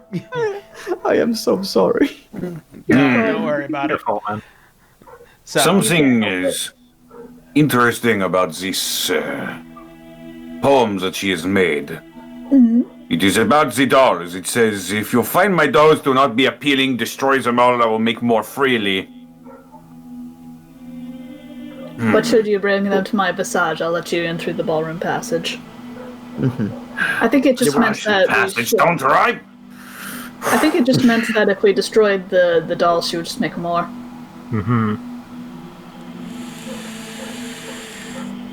Shut up! Rather straightforward. I wonder if they would be different if they were destroyed. I wonder why she would even bring that up. Perhaps she had enough adventurers come in here thinking smashing them was the best idea. Basically. Either that or they destroyed them by accident. What was there? There was a rabbit and a wolf? Yes. What did the one with the wolf look like again? Like, was it just a wolf? Yeah. It was a porcelain doll, and it had like a wolfish face drawn onto it. Oh. I like those guys we fought. I guess. I wonder if they're still outside the house. I mean, I can still hear them. You guys do hear a faint bit of barking, but after Garu had gone with you, they have subsided, but they're still lingering. Probably dogs are guard dogs. Try to make sure we don't separate. Either separate or, just keep us on our toes. So we didn't. So we didn't need. Okay. Very well. Anyway. And speaking Let's of keeping learn. on your Don't- toes, be on your guard. And don't split the party this time. Lesson You were learned. the one who did it. I know, that's why I'm saying it. Lesson learned. Lesson learned. Don't Now wait a minute. Garu, what's the password? Silver stakes? Close enough. Alright. So, as all of you begin to open this large painting, you can see the hallway, and it's very dimly lit. The next room over is nearly blackened, and as you all walk, you find yourselves in a large, very tacky, goth-looking ballroom. And you can see each tile almost has an arcane sigil just all along. There are blackened curtains everywhere, as well as another large red just chandelier gem hanging and swaying slowly side to side.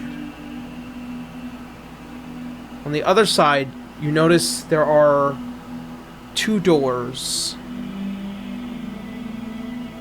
as well as just rows of pillars leading up to a second floor in the ballroom. Is that music playing?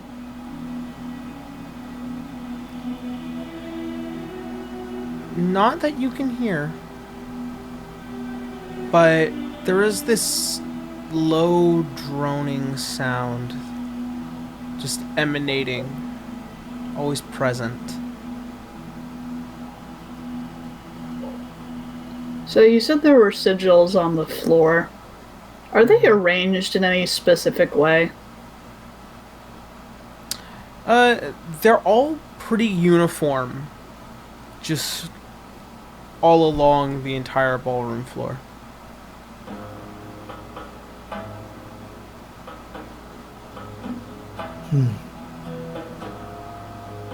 I'll step on one. You do. And as it does, it glows the entire room to very dull red, almost as if it's an introduction.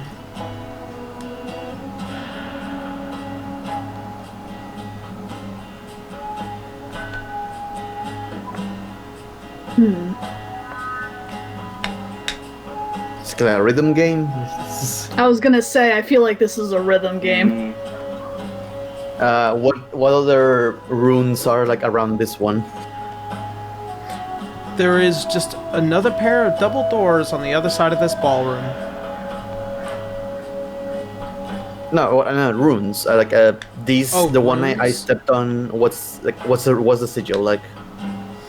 It's circular and it has its own runic design all around, and as well as this very intricate center design. It kind of has its own flair, if it will, and it's on every single tile all along the floors here. And upon All have the stepping same on sigil? as you do, as you step on it, the entire room lights up, dull red.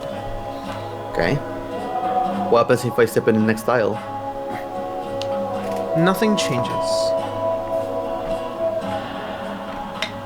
Are these runes somewhere else besides the floor? Nope, just the floor. I wonder if you need to step a certain way.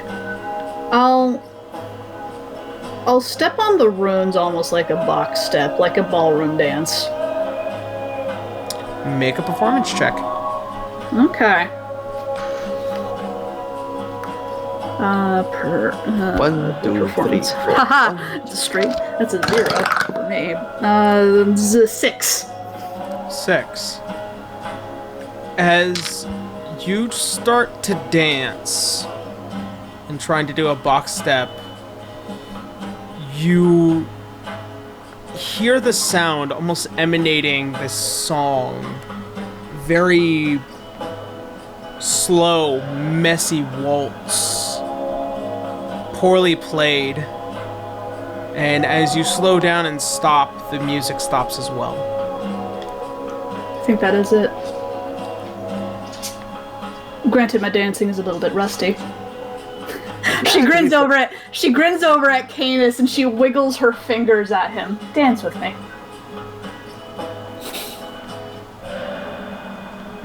Alright then. He'll go over to her and he'll let her lead, since she's probably the one that knows more as to what they're doing. You do. You've done dances before. I have zero performance. Oh, good. Don't worry. Don't worry. You think that bad? Don't worry. Oh, good. Do you have more performance? You should Yeah, lead. because I actually have a charisma bonus. Good. You lead then. All right. So, seeing And as I how thought you were the there's graceful one. luckily there are 6 here, and 3 girls, 3 guys. Funny So- enough, before you said it to Canis, I was going to get River to tell Helena to dance with her. So one of the 2 guys had to do it together. Make it Dory. Oh, God. Hey now, I have a Aren't plus they- 0 to performance. aren't they At both least like I'm 7 better foot at tall? Helena. I am not dancing with the blind dragon. No. Aren't both Garu and Sirocco both like 7 feet tall? Sirocco is Yeah. huge. Yeah. They're big boys. He is approaching 8 feet tall. Yeah, you both just have to go on your knees to dance with the little girl. So, who will be your partner in this waltz? And I'm you know assuming what? Candace and Helena have already taken up. Yep. Yeah. Okay, I'll let Daki deal with Garu. All right. Oh, come on. Just so that there's the most size difference between you and Sirocco. It's like a toddler dancing with dad on his feet. There are ways to dance with little people. I know. Like, But this image is funnier. River is Funny. 3 foot tall, and then Sirocco is a space marine. You kick them up like they're a little football. You do little tricks to them, like bat, bat. Oh.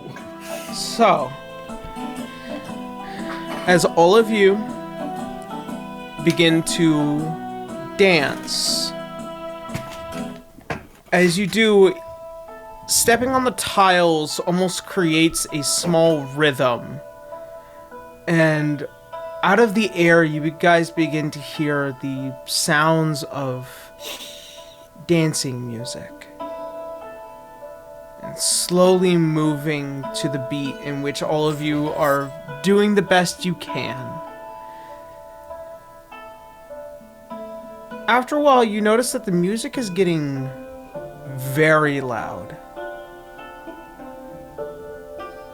as you proceed onward again, and for a few more minutes, it's now beginning to almost drum against your ears. And any time that any of you try to stop and slow down, the music begins to die again and then start up again. It's a consistent method. As we're dancing, can we start, like, we're not dancing in place, we're dancing and moving forward towards the doors. Yeah. And you do. As you begin to cross and trying to put yourselves on each new tile, you notice that the tiles all begin to burn a much more brighter red, and the entire room emanates with energy.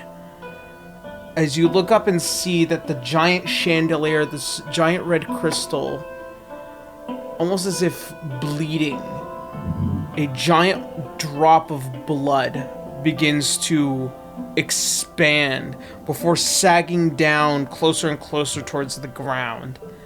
By the time you make it to the other side of the room, as it reaches towards the bottom, it slowly, almost like a slime, spreading out, not getting near any of you, but then pulling back. As you all see something moving. As it does, you see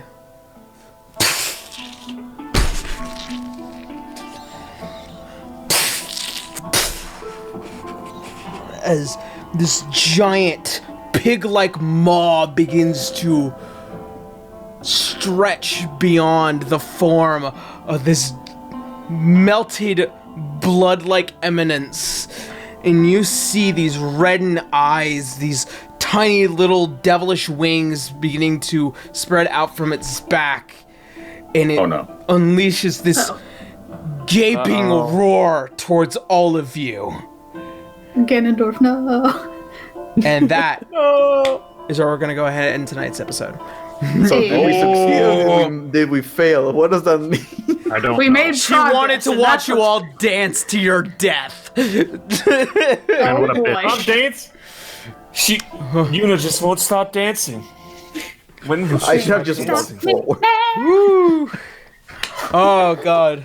So, by the way, what you guys see is this. Oh, great. Boy. An alpha Oh, shape. hello. Oh, good. Yeah. I added a little bit of pepper to it, but you'll see next week. Oh boy. Oh, Yeah. boy. Paprika. Yeah, some of Yummy. that paprika, The some of that spice. cayenne pepper. Oh, God. Spice. So that's where we're gonna go ahead end tonight's episode. So as always, thank you all so much for watching. We're gonna go ahead, do some quick announcements, and then we'll wrap up and call it for the night. Oh, I'm super excited. This has been something I've lovingly planned for a while. Yeah, no, it's cool so far. Yeah, I'm glad, and I hope you guys are enjoying yourself. So. Yeah. Yeah. Yeah. So with that, we're gonna go ahead, do some quick announcements. Starting off for me, I'm gonna double up and do some Daki announcements, or Daitama Dachi announcements.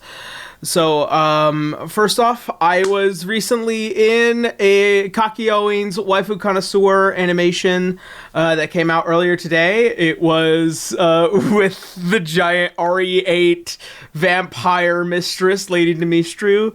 I was, of course, Kakyoin. If you guys want to see him act really weird and me do a Gollum impression, by all means, go ahead, check it out. Also, second off, I will be in another animation of Daitama Dachi, which is Hamster Face Man, and that's going to be coming out later this week. He's already announced it on Twitter, so I'm allowed to talk about it, and I'm super excited for it. I play Hamster Face Man as well. I'm sorry. Yeah. What the fuck does that mean? It means he plays Fanster Face Man. I play Hamster Face Man. Hamster Face. Hamster Face Man. I'm really looking forward to it. It's very hilarious. I'm not going to give any details. It's just, I've seen some shit from the animation process. It's hilarious. So there's that. And then subsequently, today was my birthday, and I'm glad I was able to. I was glad I was able to spend it with some friends. I am currently working on some stuff because I got money sent to me for a birthday gift, which more specifically includes one of these. Ooh. Hey. Ooh. Yeah. And also, I am building a pink P90 HPA gun for a video that a wonderful fan had helped fund it, and I've ordered all the parts, and we're working stuff out, so hopefully I will expect that to be in the production works relatively soon as I get the HPA engine in. But yeah, I've been really happy, really excited, and so there has been all of that. And then there will be a update video on my Patreon on Wednesday, talking about some various updates. I'm currently working on How to Be an Adventurer and kind of hitting a bit of hard stops, but luckily my friend Nux had just finally messaged me the last of the lines that I needed for episode 10, so I'll be able to finally edit it. I'm really happy. I'm really looking forward to it. So there is that. So if you're looking forward to that level of madness, then by all means. And I think that's relatively it. D6. Once again, my videos are not rendering. I legitimately keep trying the past week. I will try and get episode 74 out this upcoming Wednesday as well for the D6 channel, so I do apologize if the VOD hadn't been out on YouTube just about yet. So look forward to that. That's it. That's all I have. Boo, how you now? Hey there! Usually I don't have anything to really announce this week, but I got some pretty big fucking news. It is done! Fucking Sabbath Buster Chapter 0 and 1 are complete, and they are coming out respectively on this week on... Wait, hold on. Thursday and Friday, respectively. Chapter 0 is going to come out on the 13th, Chapter 1 the 14th, in full. And then regular updates are going to...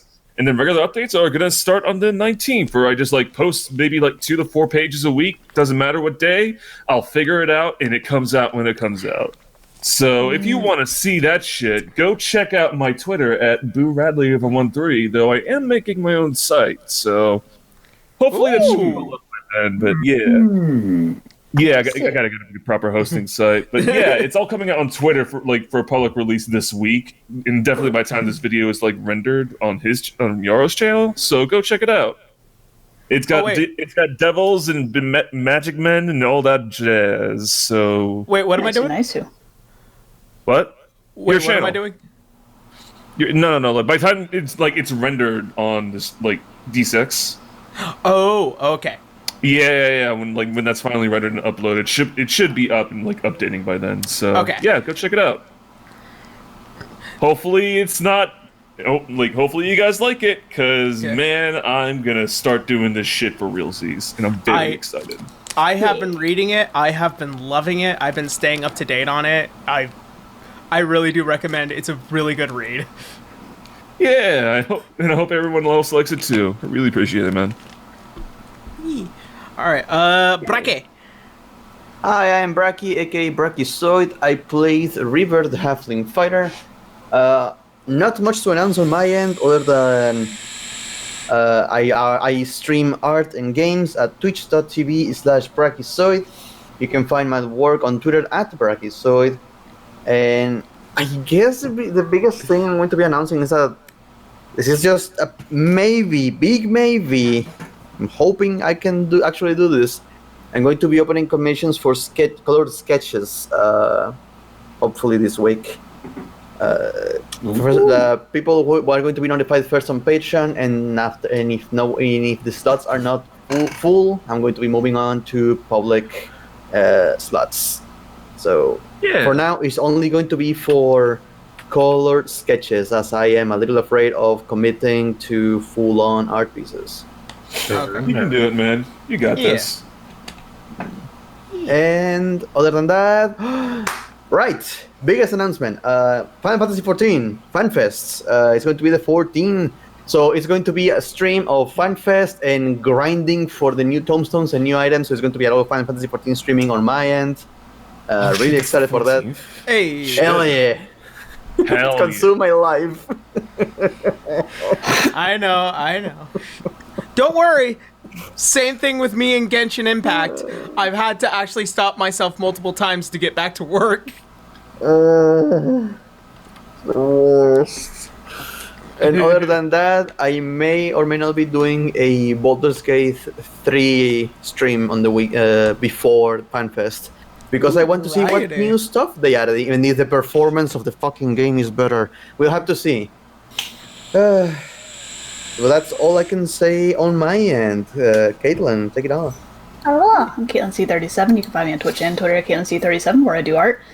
Commissions are closed, but they're probably going to be open very soon, so just keep an eye out. So yeah, if you want any of that information, just look on my Twitter. And then when I get back to, streaming eventually, you can find me doing that on my Twitch. And that's it for me. Now I'll take it away. Hey, you can find my Twitch at twitch.tv/sir_Malervik. I attempt to stream on occasion. I don't really have anything planned for the future, though, so who's to say when I'll actually start? I don't really have anything else to announce, so off to Connor.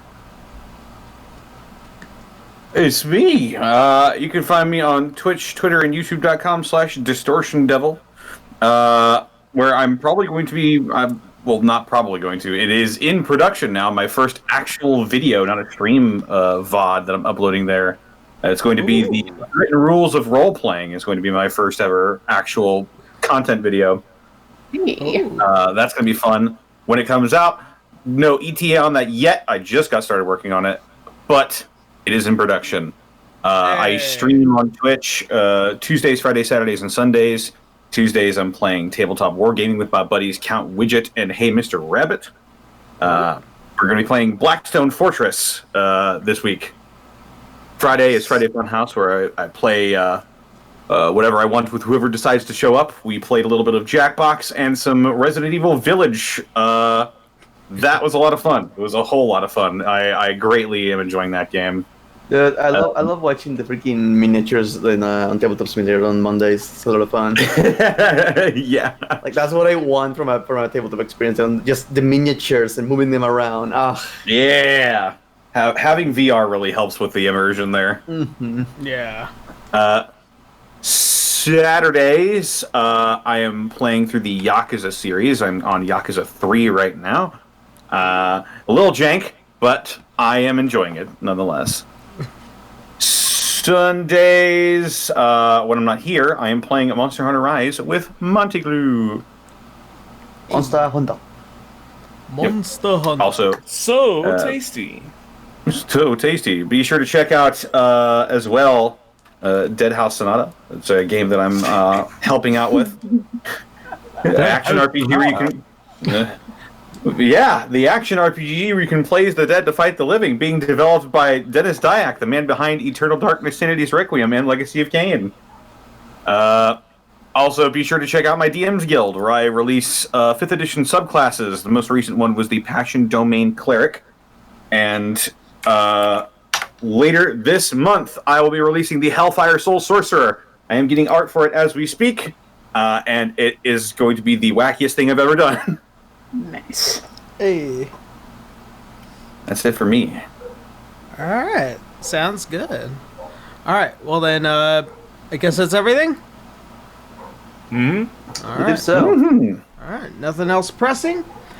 Well, as always, thank you all so much for stopping by. Thank you guys so much for joining us in our continued endeavors in this game. And as always, stay safe. We love you. See you next Sunday.